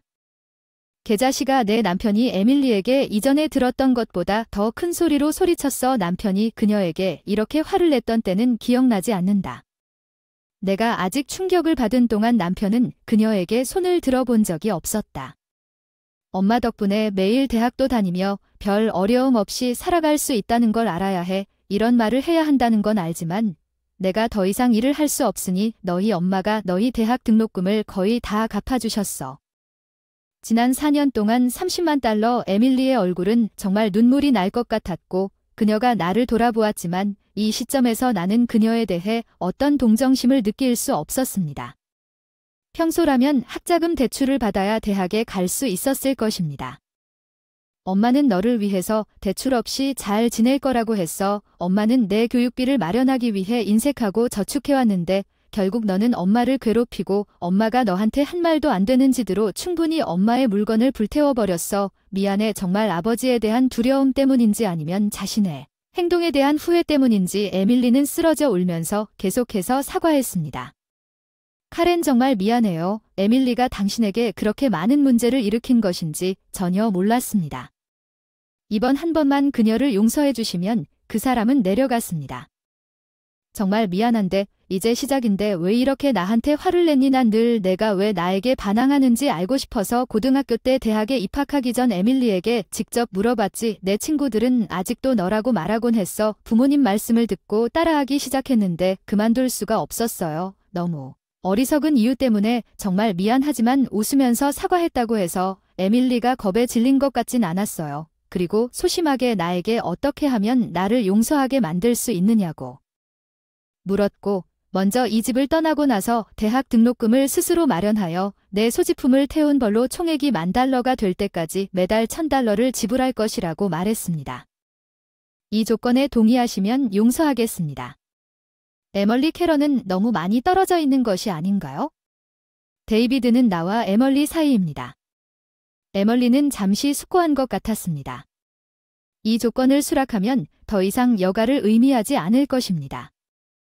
특히 그 나이대의 친구들과 어울릴 시간이었어. 에밀리의 응답을 5분 동안 기다린 끝에 그녀가 이 결정을 내리는데 어려움을 겪을 거라 생각했어. 마침내 그녀가 말했어. 이해해. 엄마가 말한 대로 할게. 엄마, 알았어. 정식으로 합의하자고. 그리고 내가 썼어. 종이에 조건을 적고 에멀리가 바로 거기에 서명하도록 했습니다. 이 계약은 우리 문제의 해결을 의미했습니다. 모든 것이 해결되지는 않았지만 이것이 에멀리의 반성으로 이어지기를 바랐습니다. 그로부터 2개월이 지났습니다. 에멀리가 근처에 더 저렴한 아파트로 이사한 지 2개월이 지났습니다. 데이비드는 그녀가 학교와 일로 바빠서 한가할 시간도 없다고 나에게 말했습니다. 그녀는 후회의 표시로 매달 $1,000를 부지런히 가져왔다고 했습니다. 나는 당연히 경찰 고소를 철회했고 어느 날 나는 그로부터 메시지를 받았습니다. 에밀리가 내 전화로 메시지를 열고 연락한 지 꽤 오랜 시간이 흘렀습니다. 엄마를 읽었습니다. 등록금을 벌기 위해 애쓰신 모든 일에 대해 정말 죄송합니다. 돈 버는 것이 얼마나 어려운지 이해하게 되었습니다. 내가 당신의 생물학적 자녀가 아님에도 불구하고 나를 키우기 위해 당신이 치른 희생을 이제 깨달으십시오. 내 행동을 매일 후회합니다. 시간이 걸릴지 모르지만 당신의 소지품은 갚겠다고 약속합니다. 그것이 내가 파괴한 것들을 되돌릴 수 없다는 것을 알지만 그녀가 진심으로 그렇게 느꼈다면 언젠가 다시 정상적으로 대화할 수 있기를 바랍니다. 나에게는 그것으로 충분했을지도 모릅니다. 아마도 그녀가 스스로 일을 처리하도록 하는 것이 최선이었을 것입니다. 이 긴장된 관계가 영원히 지속되는 것을 원하지 않았습니다. 에멀리는 내 피가 아닐 수도 있지만 모든 일이 해결되더라도 그녀는 여전히 내 소중한 딸입니다. 그 생각으로 잃어버린 시간을 만회하고 싶습니다. 에밀리와 다시 행복하게 함께 보낼 수 있는 날이 오기를 간절히 바랐던 메시지를 닫았습니다. 제 이름은 케이트입니다. 3년이 지났습니다. 저는 결혼하고 바로 시어머니와 함께 살기 시작했습니다. 남편은 보통 막내입니다. 부모님과 함께 사는 큰아들인데 남동생과 사이가 좋지 않은 것 같아요. 그들의 어머니 그래서 책임은 남편에게 넘어갔습니다. 우리가 함께 생활한 지 3년이 지났습니다. 시어머니가 불행한 사고를 당하여 이제 휠체어가 필요합니다. 우리 집에는 계단이 많고 휠체어에 사는 노인들에게는 상당히 어려운 일입니다. 이제부터 일상생활을 할 수 있도록 집을 개조해야 해 엄마를 돌보는 것이 내 역할이야. 케이트 잠깐 돌본다는 게 무슨 뜻이야. 나도 직업이 있는데 그만두겠다고 한 게 어때? 결혼하고 주부가 되는 건 현실적이지 않아. 뭐가 그렇게 비현실적이야. 대놓고 말할 수는 없지만 남편 월급으로는 혼자서는 못 버는데 뭐 쉽지는 않아. 너무 걱정하지 마. 감당할 수 있어. 일하는 동안에는 엄마의 일상을 돌보는 것이 힘들 것입니다. 퇴근하고 집에 오면 목욕하기, 식사 준비하기, 청소하기 등 모든 일을 하기가 어려울 것입니다. 육체적으로 힘들 것입니다. 정말 모든 것을 나에게 맡길 건가요? 넌 정말 전혀 도움이 안 될 거니? 물론 그 사람이 왜 내 엄마인지는 아니지만 너한테는 그 사람이 내 시어머니야. 놀랍게도 우리 시어머니는 우리가 결혼한 후에 부모가 된 거야. 약혼할 땐 정말 좋은 사람 같았는데 동거하면서 전혀 다른 면을 보여줘서 마치 내 인생을 힘들게 하는 걸 즐기는 듯 내 화장품과 장신구를 묻지도 않고 사용하고 제대로 꽂아두지도 않는 그녀 모자를 남겨두고 만들어요. 내 비싼 화장품을 못 쓰게 하는 거. 내 보석도 마찬가지야. 그 사람은 절대 제자리로 돌려주지 않고 내가 필요할 때 못 찾아서 내가 그녀에게 말했을 때 부주의한 너의 잘못이야. 모든 것이 너의 과실로 인해 잘못되었다고 비난하지 마라. 게다가 다른 사람들도 나이 차이로 인해 내 옷이 같은 운명을 겪었습니다. 제이크의 어머니가 내 옷을 입을 것이라고는 전혀 상상하지 못했지만 이러한 가능성을 고려하지 않았습니다. 나에 대해 순진했습니다. 그녀는 좋아하는 것을 좋아하면 애에 대해 신경 쓰지 않습니다. 옷이 더 이상 참지 못해서 그 사람한테 말했어요. 내 옷을 함부로 입지 마세요. 늘어져요. 무슨 소리예요? 내 옷을 입었어요. 그런 작은 일로 난리를 피우지 않았나요? 내가 무슨 말을 해도 너무 못된 며느리야. 그 사람은 항상 자신이 옳다고 믿고 있어서 다른 방법을 시도해봤어. 내 요리 솜씨는 타의 추종을 불허하는 천성적으로 넌 요리에 있어서는 절대 나를 능가할 수 없어. 내 천박함을 보여줄 수 있다고 생각했어?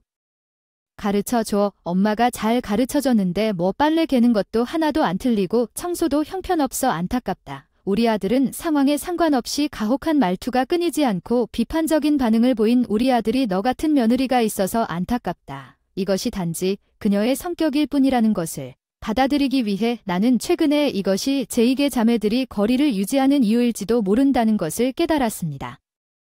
여전히 나 혼자 제2의 어머니를 돌보기를 기대하는 것은 불합리합니다. 그녀의 자기 중심적인 태도는 피곤한 후에 그녀를 돌보는 것은 물론이고 이미 우리의 관계를 긴장시킵니다. 근무일과 제이크의 아들이 노골적으로 도움을 거부하는 것은 절대 용납할 수 없는 일입니다. 우리 둘 다 일하고 있기 때문에 예를 들어 일찍 집에 오는 날 저녁을 준비하면 집안일을 처리하는데 우리가 협력하면 좋을 것 같습니다.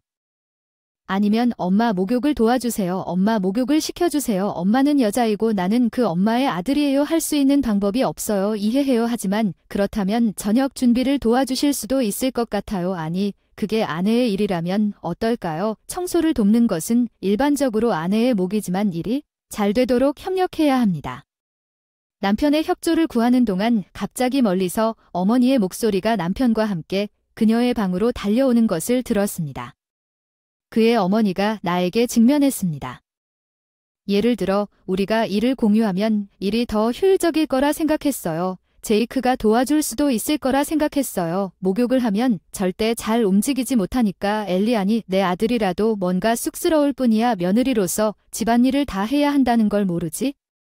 며느리란 말은 이 집에서 대화를 이어가는 게 무의미해 보였어. 내 말이 이해되지 않는 것 같아 말이 통하지 않는 안타까운 현실을 느껴 무심코 내면의 목소리를 새겨넣었다. 정말 한심해. 무엇 왜? 불쌍해. 너 가엾게 말했지. 그냥 내 속 생각이 내 속속을 잘 빠져나가게 놔두는 것뿐이야. 나도 모르게 내 얘기를 하고 있다면 지금이 좋은 기회일지도 모르지. 나도 피곤할 텐데 무슨 말을 하는 거야. 그냥 이혼하자. 와트와이 이혼하는 게 낫다고 생각해요. 이 집에서 어머니의 휠체어 생활을 계속 부양할 수 없고 모든 것이 나에게 밀리는 것도 받아들일 수 없어요. 직장을 그만두라고 하는데 나만 왜 그래야만 하는지 나만의 이유가 있어요.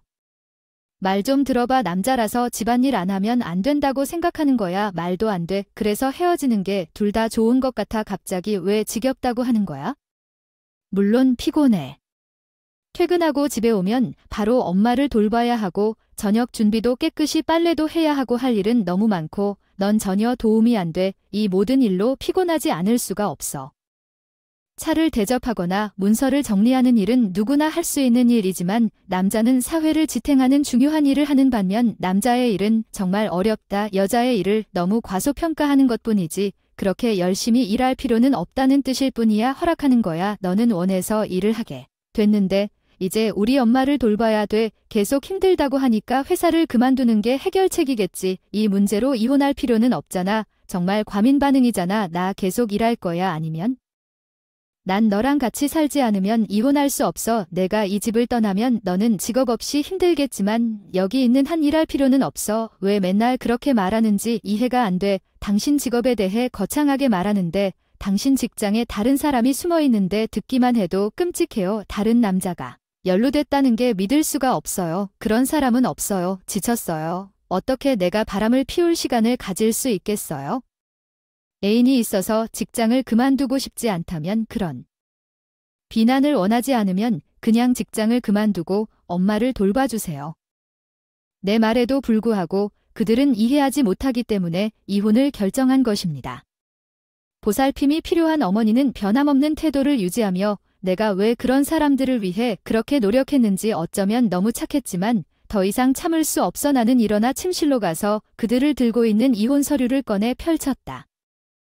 제이크라고 부르면 와라 사인. 이제 당장 이 집에서 나가야 해. 시어머니의 혼을 참으면서 결혼한 것은 처음부터 실수였다. 짐을 싸서 집을 나가 한 달이 지나서 부모님 댁에 머물고 있었다.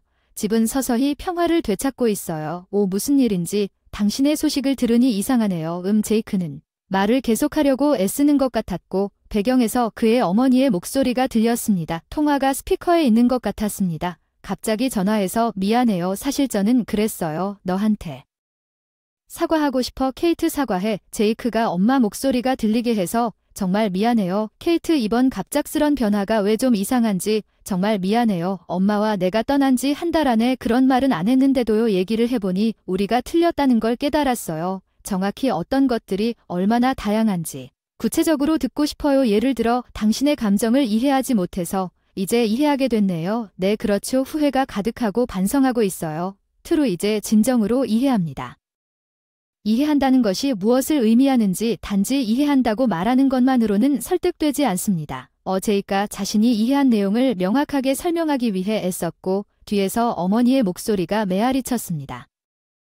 사과는 할게요. 일을 바쁘게 만들어서 미안하고 피곤하게 만들어서 정말 그런 뜻인가요? 물론 너무 피곤해서 이혼을 그렇게 쉽게 생각했구나. 맞다. 피곤해서 이혼을 생각하는 건 불가능해요. 그럼 왜 이혼 이야기를 했는지 정말 이해가 안 가는데 고개만 숙이면 다 해결될 줄 알았는데 전혀 이해가 안 되셨군요. 그게 사실이 아니군요. 정말 반성하고 있는 중인데 정확히 어떤 분이신지 말씀해 주실 수 있나요? 반성하고 있는데 뭐가 문제였는지 내가 잘못 생각한 걸까? 직업에 대한 태도를 왜 질문으로 하느냐. 그래, 그럼 됐어. 여자의 일도 중요하고 성취감도 있지. 열심히 일하세요. 케이트, 당신은 일에 대한 열정이 있었죠. 그렇죠. 그래서 당신은 여전히 여자의 일을 과소평가하는군요. 아니, 그게 아닙니다. 내 말은 여자도 자기 일에서 열심히 일한다는 뜻이에요. 그들은 열심히 일해요. 네, 하지만 그게 당신의 유일한 인식이라면 당신의 여자 동료들은 힘든 시간을 보내겠군요. 지금은 그렇긴 하지만 언젠가는 승진하겠지. 내가 일하는 회사에는 좀 비현실적으로 들리는데 여자 부장이나 이사도 있고 여자라고 해서 능력을 과소평가하지 않는다는 말이 사실이야. 전에는 말했지만 넌 항상 여성의 일을 경시했지. 넌 내가 한 말을 전혀 듣지 않았어. 그렇지 않아. 괜찮아. 더 이상 상관없어. 난 이미 오래전에 알고 있었어. 그게 나를 용서한다는 뜻이야. 용서한다고 말하지 않겠어. 하지만 더 이상 상관없어요. 당신이 이미 신청한 것을 나는 이미 이혼 신청을 했어요. 예, 서명하도록 했고 당일 사무실에 제출했습니다. 이런 일은 빨리 처리해야 하므로 이제 당신과 나는 완전히 낯선 사람인데 믿을 수 없어요. 그 사람 어머니의 목소리가 다시 들렸습니다. 이혼했다면 그냥 재혼하세요. 걱정할 것이 없습니다. 더 자기주장적입니다. 여자는 믿을 수 없을 정도로 밀려나면 약합니다. 그의 어머니는 강력한 접근 방식이 효과적이라고 생각하지만 순응하도록 강요당하는 것은 이혼을 결정한 나에게 좋은 인상을 주려고 애쓰는 관계의 초기 단계에서만 발생합니다. 그런 끈기는 단지 귀찮은 일입니다. 이혼 서류가 이미 제출되었기 때문에 너무 늦었다는 것을 다시 생각해 보십시오. 재혼할 수 있다면 재혼합시다. 다시 부부가 되자 이혼하고 바로 재혼을 생각하는 건 말도 안 되는 일이다. 우선 왜 그렇게 재혼에 열중하는가? 엄마 혼자서 일을 마치고 돌아와 간병과 집안일을 하는 게 너무 힘들기 때문이다. 피곤해. 난 이런 낯선 일에 어울리지 않아. 난 불가능하지만 그건 당신이 전에 나에게 강요했던 일이니까 또 나에게 강요하려고 하는 거야. 우리가 이혼할 때 당신 어머니가 직접 말한 것 외에는 나 외동 며느리 말고 큰아들 며느리도 있고 둘째 아들도 잘 도와줘야 하는 며느리들이 있는 건 맞지만 실제로는 그렇지 않았어. 누가 기꺼이 그 시어머니를 도우러 오겠다고 연락했지만 다른 사람들은 모두 일에 너무 바빠서 잘 거절했습니다. 저도 같은 상황에 처해 있습니다. 일을 하고 있어서 부양을 위해 일해야 해서 돌아오는 것은 불가능합니다. 질문은 내가 돌아오면 일하는 대신 일하지 않아도 되고 그냥 돌아와서 간병이나 집안일만 도와주면 충분할 텐데 내 엄마가 나에 대해 나한테 한 말 기억나? 제대로 일하지 않아서 내가 직장을 그만두면 그녀는 더 나쁜 말을 할 것입니다. 그것은 나에게 정신적으로 너무 부담스러워서 돌아올 수 없습니다. 엄마는 내가 진심이 아니라고 말한 것이 아닙니다. 그녀의 엄마에게 너무 편안하게 의지한다고 해서 그녀가 당신에게 너무 의지하고 그런 것은 괜찮다고 말했습니다. 그런 태도를 가진 사람과 함께 있을 수 없습니다. 포기하세요. 엄마 반성하세요. 너무 냉정하게 굴지 마세요. 들어보세요. 나 안 돌아오는데 혼자 정착했어요. 제발 나 잊어주세요. 우리 이미 이혼했다고 말하지 마세요. 제발 나를 잊어주세요. 제발. 미안하다는 말은 하지 말자. 바빠서. 그 말은 이제 가봐야 해. 말. 제이크는 뭔가 더 말하고 싶은 것 같았지만 일방적으로 분명히 말하면서 통화를 끝냈다. 제이크가 이해하고 재혼 얘기는 그만했으면 좋겠지만 다음 날 그 사람이 우리 부모님 집에 나타났어요. 정말 미안해요. 미안해요. 제게 다시 와주세요. 제이크가 계속해서 얼굴을 땅에 비비며 사과했어요. 당신은 제가 필요 없어요. 당신은 그냥 간병인이 필요한 거죠. 그렇죠. 당신 너 자신을 위해서만 일하고 싶어. 간병인이 필요하지만 단지 일만 해야 하는 게 아니라 가족을 부양해야 해. 다른 방법은 없어. 케이트가 돌아오면 더 이상 일을 하지 않아도 된다는 걸 이해해. 알겠습니다. 제가 왜 계속 일을 하려고 했는지. 정말 이해가 안 가네요. 예전에는 주부가 되고 싶다고 하셨는데 우리가 결혼하고 나서 갑자기 일을 계속하고 싶어 하셨다는 걸 제가 알았기 때문에 그걸 어떻게 이해할 수 있겠습니까? 결혼하고 월급 현실이 무슨 말이에요? 생각보다 월급이 적다는 겁니까? 말하거나 싸우고 싶지 않아서 조용히 일도 했는데 이혼 과정 이후로 그런 걸 이해 못 하셨어요. 정말로 우리가 그렇게 경제적으로 지낼 수 있다고 생각했나요?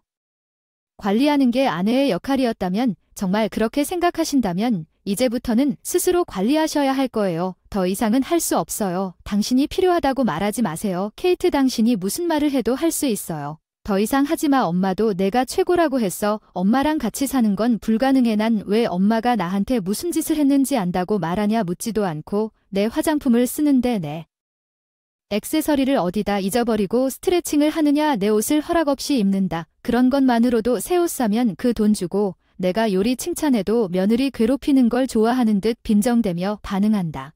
그런 끔찍한 말을 할 필요는 없습니다. 일반 주부 생활과 크게 다르지 않습니다. 시어머니와의 관계에서 며느리의 의무 중 일부를 견디지 않는데 장로의 아내는 왜 그렇지 않습니까?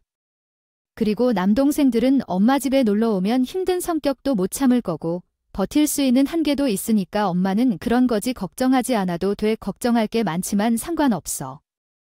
더 이상 우리 이혼했으니 제발 다시 와주세요. 그녀를 돌봐줄 사람이 없으면 당신이 정말 필요해요. 간병인이 그렇게 많이 필요하면 내 일에 집중할 수 없어요. 전문 도우미를 고용해야 하지만 당신은 그것에 가장 적합한 사람이기도 해요. 지금 늦었다고 말하지 말고 도우미를 고용하세요. 그 사람들이 일을 제대로 할 것이고 어머니의 강인한 태도를 감당할 수 있고 직업이라고 생각하면 내 화장품이나 액세서리를 사용하지 않을 것입니다.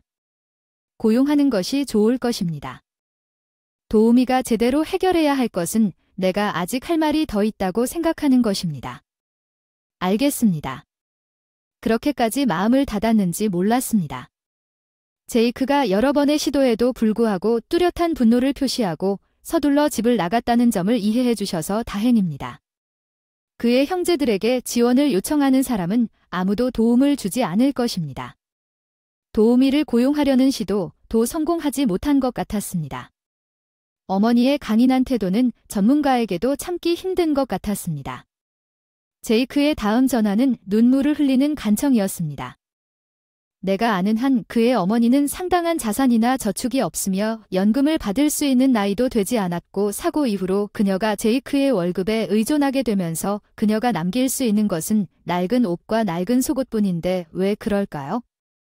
제이크는 유산이 있다고 생각하나요? 마지못해 도우미를 고용하려고 했는데 잘 안 됐어요. 왜 엄마의 요구는 너무 엄격했고 도우미들의 행동이 선이었음에도 불만족스러워서 여러 가지 도우미를 고용해봤고 심지어 가사 서비스를 고용했지만 아무도 그녀와 잘 지낼 수 없었습니다. 결국 모두 포기했고 도우미 서비스도 우리를 거부했습니다. 열심히 노력해도 그녀를 만족시키기엔 충분하지 않아요. 제발 돌아오길 바라요. 불가능해요. 재혼할 생각조차 할 수 없어요. 왜 재혼하는 걸 그토록 싫어하세요? 왜냐하면 제가 당신의 도움이 필요할 때 당신은 내 말을 전혀 듣지 않으니까요. 나 이제부터 들어볼게 너무 늦어드니 이제 알겠으니 재혼은 안 되지만 도우미로 돌아오는 건 어떨지. 도우미로 괜찮을 텐데. 도우미로 그래. 도우미로 문제 없을 텐데. 나 직업이 있잖아. 당신이 간병을 할 수 있는 시간을 내가 어떻게 찾길 기대하는지 알아요. 그러면 당신은 그에 대한 대가를 받게 될 거예요. 좋은 생각이에요. 그렇죠. 좋은 생각일 수도 있지만 나를 도우미로 고용하는 데 드는 비용이 비쌀 것이라는 점을 생각해 보셨나요? 한 달에 최소 $3,000는 얼마나 될까요? 왜 그토록 많은 금액이 도우미 자격도 없는지는 중요하지 않습니다. 이 경우에는 어머니를 돌보는 것에 대해 이야기하고 있습니다. 그것은 절대적으로 자격증을 넘어서는 어려운 일입니다. 불가능해요. 당신이 내가 얼마나 버는지 알 여유가 없어요? 그러면 당신은 포기해야 할 거예요. 제이크는 수입이 없음에도 불구하고 어머니를 돌보는 일에만 집중하기 위해 직장을 그만뒀습니다. 어머니는 집에만 있는 것 같지 않았어요. 휠체어나 침대만 있는 집. 그녀는 온라인 쇼핑에서 유일한 즐거움을 찾는데 분명히 스트레스를 받았습니다. 그녀의 과도한 지출은 제이가 이 작은 행복 없이는 살 수 없다고 불평했을 때 논쟁으로 이어졌습니다. 그녀는 그의 불평에 분노했습니다. 너무 이기적이어서 수입도 없으니 예전처럼 일해야지. 내가 몇 년 동안 너를 키웠으니 이제 나를 위해 일할 차례야. 이제 그만 요구할 차례야. 엄마 무슨 말을 하는 거야? 제이크에게 한때 어머니를 요양시설에 보내는 것을 고려했지만 수입이 없어 불가능했습니다. 대신 생활비를 절약하기 위해 낡은 아파트로 이사했습니다. 재정적으로 어려움을 겪고 빚이 쌓였습니다. 그동안 나는 부모님 집에서 이사했고 편안한 싱글라이프를 시작했어요. 누가 뭐라 하지도 않고 편하고 하루하루가 즐겁고 일도 잘 되고 연애도 시작됐어요. 최근에 만난 남자랑 스파크가 오고 있어요. 행복한 날들 즐기고 있어. 레베카, 야 베이비 샤워 선물로 특별한 걸 가져왔어. 이렇게 말하면서 낡고 낡은 아기 옷을 테이블 위에 펼쳐놓은 걸 보니 그 옷들이 색이 바래서 보였어요. 수년간의 사용으로 인한 많은 마모이 사이트에서 방해받지 않고 혼란스러워함을 숨길 수 없었습니다. 시어머니가 계속해서 이것을 주에 깊게 사용하십시오. 새 물건을 사는데 돈을 낭비해서는 안 됩니다. 그녀는 행복하게 웃으며 말했습니다. 어떻게 그럴 수 있겠습니까? 나에게 그녀는 잔인한 악마처럼 보였지만 예상치 못한 사람이 이 악마를 정복하기 위해 나타날 것입니다. 제 이름은 리베커입니다. 저는 38세이고 남편 오원 39세는 열심히 일하는 회사원입니다. 우리에게는 8세의 활기 넘치는 두 아들이 있습니다. 4명과 새로 태어난 딸. 우리는 다른 여느 가족과 마찬가지로 전형적인 5인 가족이에요. 아, 수잔이 이 모든 것을 보냈나요? 어머니가 놀라며 얼마나 사랑스러운지. 수잔은 제 남편의 어머니입니다. 멀리 떨어져 계시고 손주들이 태어나면 늘 새로 사온 아기 옷을 큰 상자에 넣어 보내주시는 어머니가 계속해서 손자들의 탄생을 얼마나 축하해 주시는지 정말 대단하고, 제가 답장을 드렸는데 솔직히 이렇게 많은 것을 받으시는 게 부담스러울 수도 있습니다. 웃어 낡은 아기 옷을 잔뜩 보내는 사람에 비하면 정말 다행이라고 말하지 마세요. 나는 낄낄 웃으며 엄마에게 8년 전 일을 또 얘기하는 건데 엄마가 진지하게 대답할 수는 없어요. 이것은 거의 9년 전에 일어난 사건에 관한 일이었습니다. 제가 미래의 남편의 가족을 방문하러 갔을 때 그의 아버지는 몇 년 전에 병으로 돌아가셨고 그의 어머니는 우리가 비행기를 탔던 그 집에 혼자 살고 있다는 말을 들었습니다. 3시간 정도 운전하고 렌트카를 타고 1시간 더 운전해서 집에 가는데 레베카야 여기까지 와줘서 너무 고맙다. 어서 들어오라고. 수잔은 살짝 긴장한 듯 친절한 미소로 반갑게 인사하며 물었다. 고인이 된 남편에게 경의를 표해도 될까요? 그녀는 부드럽게 미소를 지으며 대답했습니다. 흥미로운 주제가 올라왔네요. 사실 제가 최근에 한국 드라마에 푹 빠졌어요. 깜짝 놀랐어요. 대답도 정말요. 저도 한국 드라마를 좋아해요. 한국 드라마에 대한 공통된 관심을 갖고 금세 친해졌어요. 예정된 1시간의 방문이 어느새 지나갔네요. 이게 완벽해요. 기회. 레베카 제발 이거. 제가 어렸을 때 좋아했던 드레스예요. 마음에 드시면 집에 가져가세요. 그녀는 놀라기 시작했어요. 나는 대답했어요. 정말 제가 가질 수 있을까요? 그녀는 웃으며 유쾌하게 대답했어요. 예, 저는 많이 그랬어요. 그때는 날씬했던 그 순간 오웬이 엄마 말을 가로막는 건 좀 부적절한 것 같아요. 낡은 옷을 주면 레베카가 어색해할지도 모른다고 반박했어요. 정말 형수가 그걸 받고 너무 기뻐했어요. 그냥 예의 바르게 한 것 같아요. 오늘은 인사만 하러 왔는데 이제 슬슬 떠날 시간이 됐다며 출발 준비를 시작한다고 벌써 떠날 거냐며 슬프게 묻고 그런 모습을 보니 나중에는 좀 미안할 수밖에 없었다. 오웬이 레베카에게 사과했다. 나 미안해요. 엄마가 남들한테 주고 싶은 버릇이 있었는데 그걸 좋은 징조로 받아들여 그때 시어머니와 좋은 관계로 이어지길 바라면서 이달이 지났는데도 계속 그렇게 생각했어요. 결혼식이나 피로연 대신에 우리는 소규모 가족 만찬을 계획했습니다. 더 초전 장소는 아름다운 안뜰이 내려다 보이는 개인실이 있는 세련된 레스토랑이었습니다. 그 우아함은 우리 부모님과 형제자매들만 눈에 띄었습니다. 파트너들은 소개와 인사 후에 초대받았습니다. 모두가 압도당하는 것 같았습니다. 레스토랑의 조용하고 세련된 분위기로 인해 제공되는 요리에 조용히 집중하면서 모두가 어떻게 상호작용해야 할지, 어떤 주제를 언급해야 할지 확신하지 못하는 것처럼 보였습니다. 그 가운데 목소리가 침묵을 깨뜨렸습니다. 접시 위에 젊은 웨이트리스가 아직 음식이 남아있는 접시를 가져가려고 하는 것이 언짢은 것 같았습니다. 웨이트리스는 미안하다는 표정을 지으며 재빨리 고개를 숙이고 접시를 테이블로 되돌리고 조용히 방을 나갔습니다. 그 후 수잔은 크게 한숨을 쉬며 약간 짜증나는 어조로 말했다. 정말 요즘 젊은 세대는 이렇게 음식을 버리는 것은 예의가 아니다. 내가 어렸을 때 음식을 낭비하는 것은 말도 안 되는 일이었다. 혼잣말이었을지 모르지만 테이블 반대편에 앉아도 그 소리가 또렷이 들렸다. 어쩌면 그의 어머니는 생각보다 더 어려운 분이셨을지 모른다. 이것이 어머니의 중얼거림에 반응하는 분위기를 어떻게 악화시킬 수 있을까 고민하고 있었다. 너희 집에서도 마찬가지야. 음식을 소중히 여기는 법도 배웠어. 아, 그렇구나. 수잔이 대답했어. 네, 맞아요. 어머니가 대답하자 두 사람은 입에 손을 대고 세련된 웃음을 지었습니다.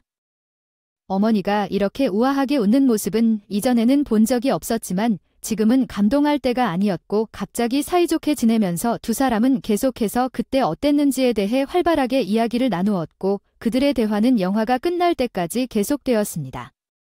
식사 일반적으로 가족이 친해지면 행복한 일이지만 마음 한구석에서는 약간의 불안감이 들었지만 바쁜 일로 인해 그 기분은 금세 무색해지고 새집 구하기와 이사로 바빠져서 나중에는 잊어버렸습니다.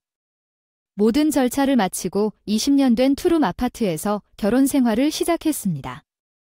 건물 외관은 조금 낡은 느낌이 들었으나 내부는 아름답게 리모델링되어 취미 요리와 한국 드라마 보기에 딱 좋았습니다. 주방과 무료 위성 TV는 저에게 특히 좋았습니다. 5년 이내에 집을 소유하는 것을 목표로 삼았기 때문입니다. 합리적인 임대료는 결혼한 지 약 2개월 만에 이 아파트를 선택하는 결정적인 요인이었습니다. 저는 제가 임신했다는 사실을 알게 되었고 부모님은 기뻐하셨습니다. 차로 단 5분 거리에 사시는 시어머니와 멀리 사시는 시어머니가 그러던 어느 날 수전이 보낸 소포가 나에게 도착하여 오원에게 물었습니다. 엄마가 뭔가 보낸 것 같은데 베이비 샤워 선물로 뭘 기대하는 걸까요? 상자를 열었더니 이게 뭐야? 서프라이즈인 더 박스에서 중얼거렸어요. 인부복, 잠옷복대, 스웨터 같은 것들이었는데 다 수잔이 물려준 것 같았어요. 눈에 띄게 달았고 신축성 있는 부분이 늘어나 스웨터 벗겨짐이 눈에 띄고 배가 부풀어 올랐어요. 밴드가 너무 바래서 원래 색상을 알아볼 수 없었습니다. 어머니 오원이 보낸 소포가 눈에 띄게 짜증나는 엄마에게 전화를 걸었습니다. 왜 전화로 그런 것들을 다시 보내는 거죠? 수전은 오원이 왜 임신을 위해 새 옷을 사서 화를 냈는지 이해할 수 없는 것 같았습니다. 나에게 그녀는 오원이 괜찮다고 주장하는 것이 봉건적이라고 느끼며 가볍게 대답했습니다. 엄마 감정은 감사하지만 더 이상 마지못해 손을 내리지 마세요. 수전은 그때부터 벌금에 동의했습니다. 우리는 차 얼룩이 진 컵과 낡은 찻주전자와 같은 중고 일상용품을 받기 시작했습니다. 그리고 접시도 열렸고 유통기한이 지난 음식이 나에게 도착하기 시작했다. 오웬 내 엄마가 보낸 또 다른 소포가 있어 나는 그 사람에게 무관심하게 답할 것이라고 말하고 그냥 그녀에게 감사하고 우리에게 필요하지 않은 것은 버리라. 나는 감사를 표현하는 것이 더 많은 것을 불러일으킬 것이라고 생각했다. 이런 선물 수자님, 친절하게 대해주셔서 정말 감사합니다. 하지만 저희 아파트 공간은 제한되어 있고 필요한 것은 이미 모두 갖춰져 있으니 더 이상 귀찮게 하지 마세요. 집 마련을 위해 저축한다고 답하신 시어머니께 정중하게 설명했습니다. 그렇죠. 그 선물은 내 마음에서 나온 것입니다. 그녀는 계속해서 꾸준하게 물건을 보냈고 그 다음 그녀가 보낸 것은 우리에게 정말 충격이었습니다. 레베카 아기의 건강을 위해 적절한 새로운 영양분을 섭취하는 것이 중요합니다. 그녀는 쇠고기 한 갑을 보내는 것이 유통기한이 1년이나 지났는데 다행히 먹기 전에 확인을 덜 했다면 조심해서 먹었을지도 모르겠네요. 이 사건으로 인해 오원은 마침내 어머니에게 전화해서 주의를 주었지만 어머니는 유쾌하게 웃으며 걱정할 필요 없이 제대로 냉동되었습니다. 그래서 출산일이 1년 지난 것은 문제가 되지 않습니다. 수잔의 행동이 우리를 괴롭게 했음에도 불구하고 우리는 무기력함을 느꼈습니다. 우리 아기는 계속해서 건강하게 성장했고 출산일이 도래했고 출산 예정일을 조금 지나서 건강한 남자아이를 맞이했습니다. 어머니 아버지와 함께 급히 병원으로 달려간 사람은 반짝이는 눈으로 모든 손자는 소중하지만 자기 딸의 손자는 특별하고 친절하다고 말했다. 엘은 레베카에게 축하 선물로 원하는 것이 있으면 생후 5일 만에 알려준다. 버스에서 몇 시간 아들과 함께 집에 돌아오자마자 수잔이 반갑게 인사했어요. 레베카 정말 멋지군요. 축하합니다. 먼 길 와주셔서 감사합니다. 엄마 오웬이 태어났을 때처럼 통통하고 부드러운 뺨을 보세요. 우리 아들의 뺨을 가볍게 찔러보며 말씀하셨어요. 뺨 몇 번 맞대고 알았어. 레베카 안으로 들어갈까? 응, 그렇게 하자. 방에 들어서자 깜짝 놀라며 이게 뭐냐며 시어머니가 살며시 웃었다. 아이 커튼은 우리 집에 걸려 있었잖아. 정말 여기 딱 맞아서 기쁘네요.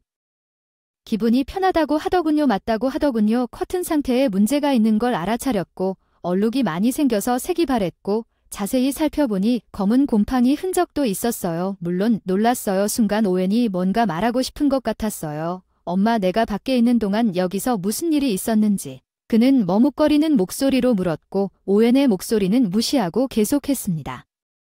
레베카 출산 축하로 뭔가 가져왔어요. 테이블 위에 펼쳐놓은 것은 몇 년을 써서 눈에 띄게 낡아빠진 낡은 아기옷 한 묶음. 언뜻 보면 나이가 확연히 보이는 이 낡고 손상된 옷을 내 아들에게 입힐 계획인가? 나는 할 말을 잃었지만 시어머니가 계속해서 말을 이었다. 몰랐을 수도 있지만 사실 이것은 오원이 잠옷을 입던 옷입니다. 시간이 지나면서 색이 바래고 게다가 갈색 얼룩이 곳곳에 보일 수 있었습니다. 아마도 벌레들이 잠옷을 먹고 있었고 수전 전체에 작은 구멍이 있었기 때문일 것입니다. 이 아기 옷에는 구멍이 있습니다. 시력이 나빠서 잘 안 보이는 구멍에 항의했는데 생각해보면 그 위에 다른 옷으로 덮이게 될 텐데 그게 정말 큰일인가. 그녀는 옷이 너덜너덜해질 수도 있다는 생각에 유쾌하고 낙관적으로 대답했다. 30년이 지나니 믿기지 않을 정도의 일이었지만 향수에 빠진 수잔은 이 옷이 오웬의 형이 처음 입었던 옷이었는데 지금은 오웬의 아이가 정말 감동적이라는 생각이 떠올라 감상적인 표정으로 기분이 좋았다고 설명했다. 하나는 오원의 형의 아이가 입었고 다음 옷은 그녀가 아기 옷 하나하나에 대해 자세히 설명하기 시작했습니다. 옷 한 조각을 들고 H가 기억하지 못할 정도로 많은 선물을 받았다는 사실을 밝히고 우리가 이 옷을 얻은 사람은 누구일까요? 유래 긴 설명이 끝나길 기다리며 속으로 한숨을 쉬던 수잔은 물건을 소중히 여기는 것이 왜 중요한지 설명하기 시작했다.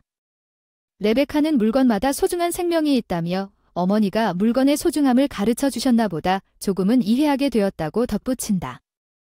나는 수잔은 웃으면서 계속했으니까 이 낡은 아기 옷은 제대로 입어야지. 새것 사는 것도 아깝고 웃는 그녀의 웃는 모습을 보니 마치 악마가 내 마음을 붙잡으려는 것 같은 느낌이 들었다. 내 인내심은 바닥이 났다. 그 순간 다른 방에서 자고 있던 아들이 갑자기 울기 시작했고 내 내면의 비명이 울려 퍼졌다. 오웬은 레베카를 지적했다. 아기가 울고 있다는 것은 나 자신도 듣지 못하는 듯 나는 조용히 남편을 차갑게 노려보고 있다는 생각이 들었다. 분노가 극에 달해 다른 방에서 아들의 기저귀를 갈다가 놀란 표정을 지었다. 오웬이 엄마에게 하는 말을 우연히 들었다.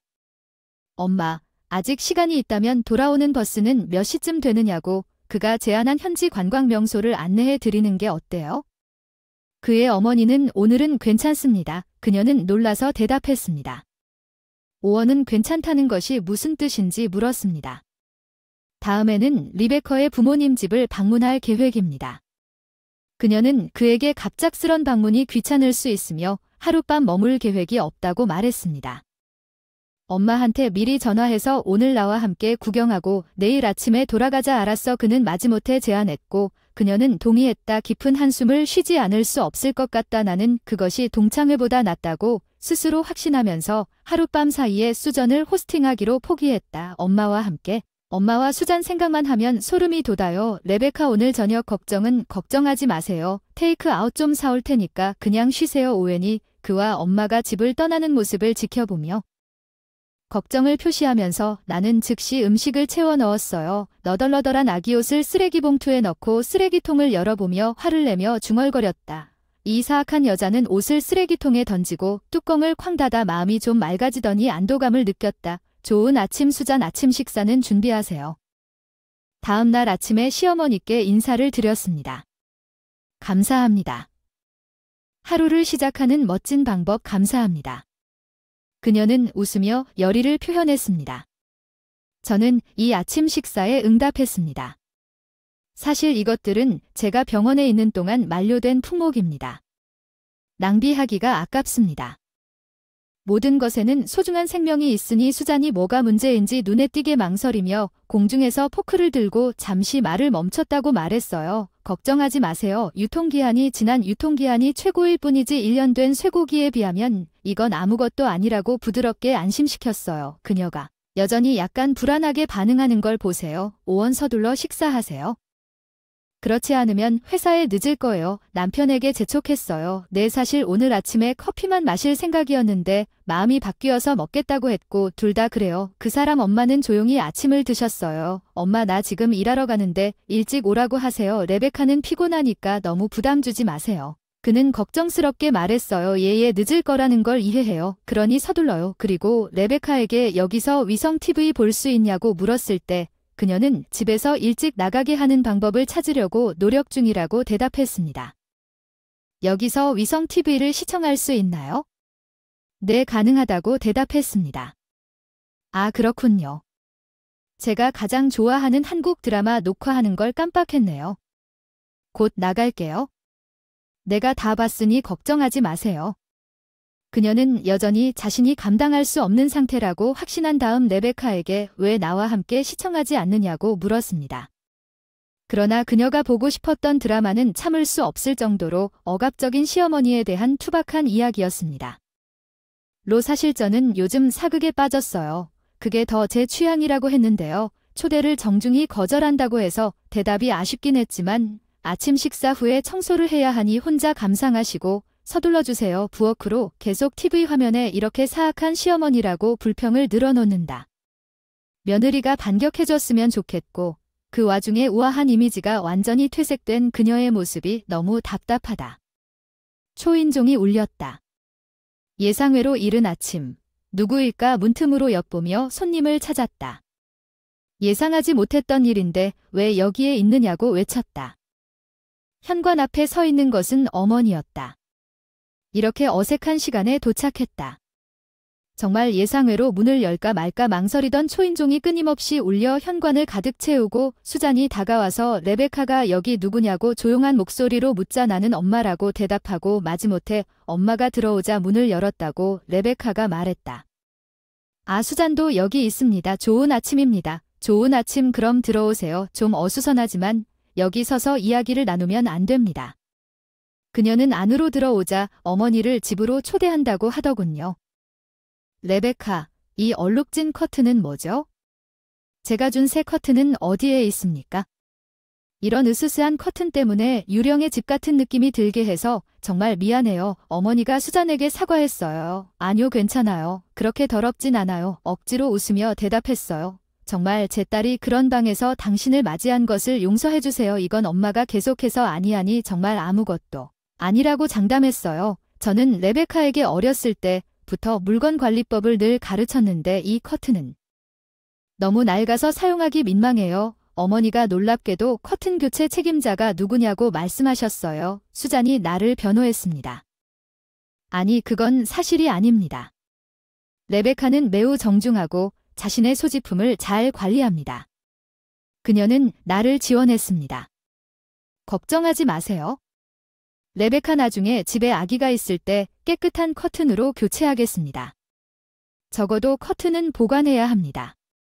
깨끗하지 않으면 아플지도 모른다고 걱정하며 말했어요. 나는 혼란스러워 고개를 끄덕였습니다. 알았어. 깜빡할 뻔했어요. 어제 참석한 결혼식에서 기념품으로 과자를 가져왔다고 그녀가 차를 끓여야 한다고 하더군요. 아니, 앉으세요. 앉을게요. 그녀가 말한 차를 준비하고 부엌으로 향하자 결과적으로 수잔과 나만 거실에 남게 되었고 수잔은 TV를 보고 있었지만 그녀는 정신이 산만해진 듯 부엌이 아닌 다른 곳에서 어머니의 목소리가 나에게 닿았습니다.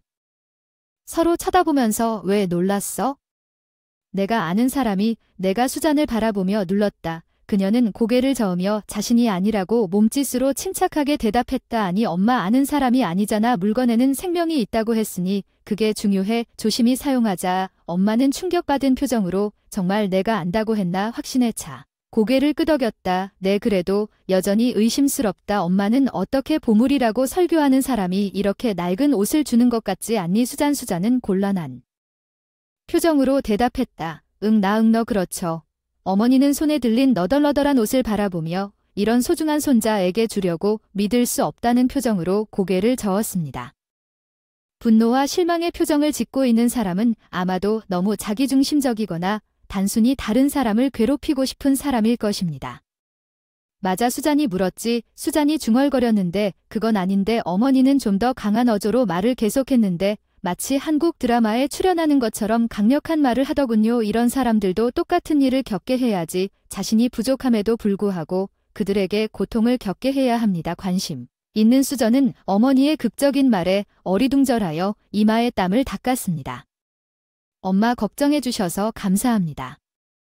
손으로 걱정스럽게 물었더니 수잔 괜찮나요? 무슨 일 있었나요? 그녀는 빨리 대답했어요. 아, 예, 그렇군요. 방금 급한 일이 생각나서 빨리 집에 가서 빨리 소지품을 챙겨 일어나서 두 분 모두 오늘 시간 내주셔서 감사하다고 말했습니다. 엄마는 갑자기 떠나는 걸 보고 급히 현관문으로 나갔다. 엄마는 당황스러워했다. 레베카 수잔한테 무슨 일이 있었는지 갑자기 급한 일이 있었나 웃으며 대답했다. 엄마 그래서 웃고 있는 거야? 의아한 표정으로 묻자 나는 웃으며 대답했다. 아, 아무것도 아니다. 주제를 바꾸는 건 중요하지 않아서 레베카 베이비 샤워 선물로 무엇을 원하실지 결정하셨나요? 유모차가 좋을 것 같아요. 유모차가 있다고 답했어요. 유모차가 있어요. 같이 쇼핑하자. 그녀가 기뻐서 제안했어요. 정말 그렇습니까?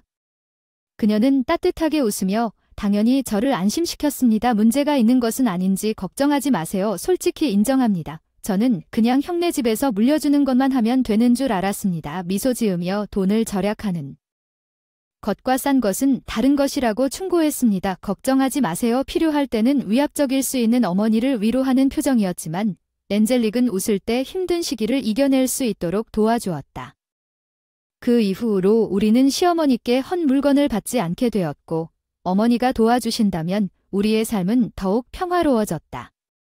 통찰력 있는 인식 또는 자연스럽게 기민함 그 뒤에 숨겨진 진실은 미스터리로 남아있음 3년 후 우리는 내 집을 소유하려는 오랜 꿈을 이루었습니다.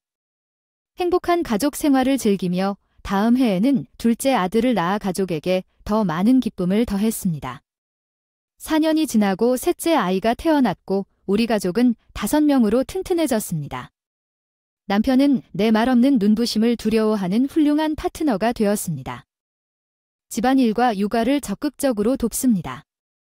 때로는 우리는 두 아이를 더 갖고 싶다고 즐겁게 논의합니다. 수잔을 한 번도 본 적이 없습니다. 몇 년은 잘 지내나요? 언제든지 방문할 수 있다고 어머니는 8년 전 아기옷 너덜너덜 사건 이후로 수잔을 만나지 못했다며 다정하게 말씀하셨습니다. 어머니는 잘 지내시는 것 같으나 허리 통증으로 힘들어하고 계십니다. 버스에 오래 앉아있지 마. 그 사건 이후로 대답했어. 수잔은 엄마를 만날까 두려워서 여러 가지 핑계를 대는 것 같아 엄마가 이게 뭐냐고 물었더니 엄마가 내가 38년 전에 막 태어났을 때 입었던 아기옷과 함께 찍은 사진을 보여주셨는데 그 안에는 약간 빛이 바랬지만 사랑스럽게 보존된 감정이 분명했어요. 레베카 알잖아요. 다른 아기 옷은 필요 없어 버리거나 버리곤 했지만 이 옷은 언제나 나에게 특별했다. 세상을 떠날 때 묻어두고 가려고 했는데 이제는 주고 싶다. 정말 소중한 추억을 마음속에 간직하기 위한 배려가 그런 것 같아요.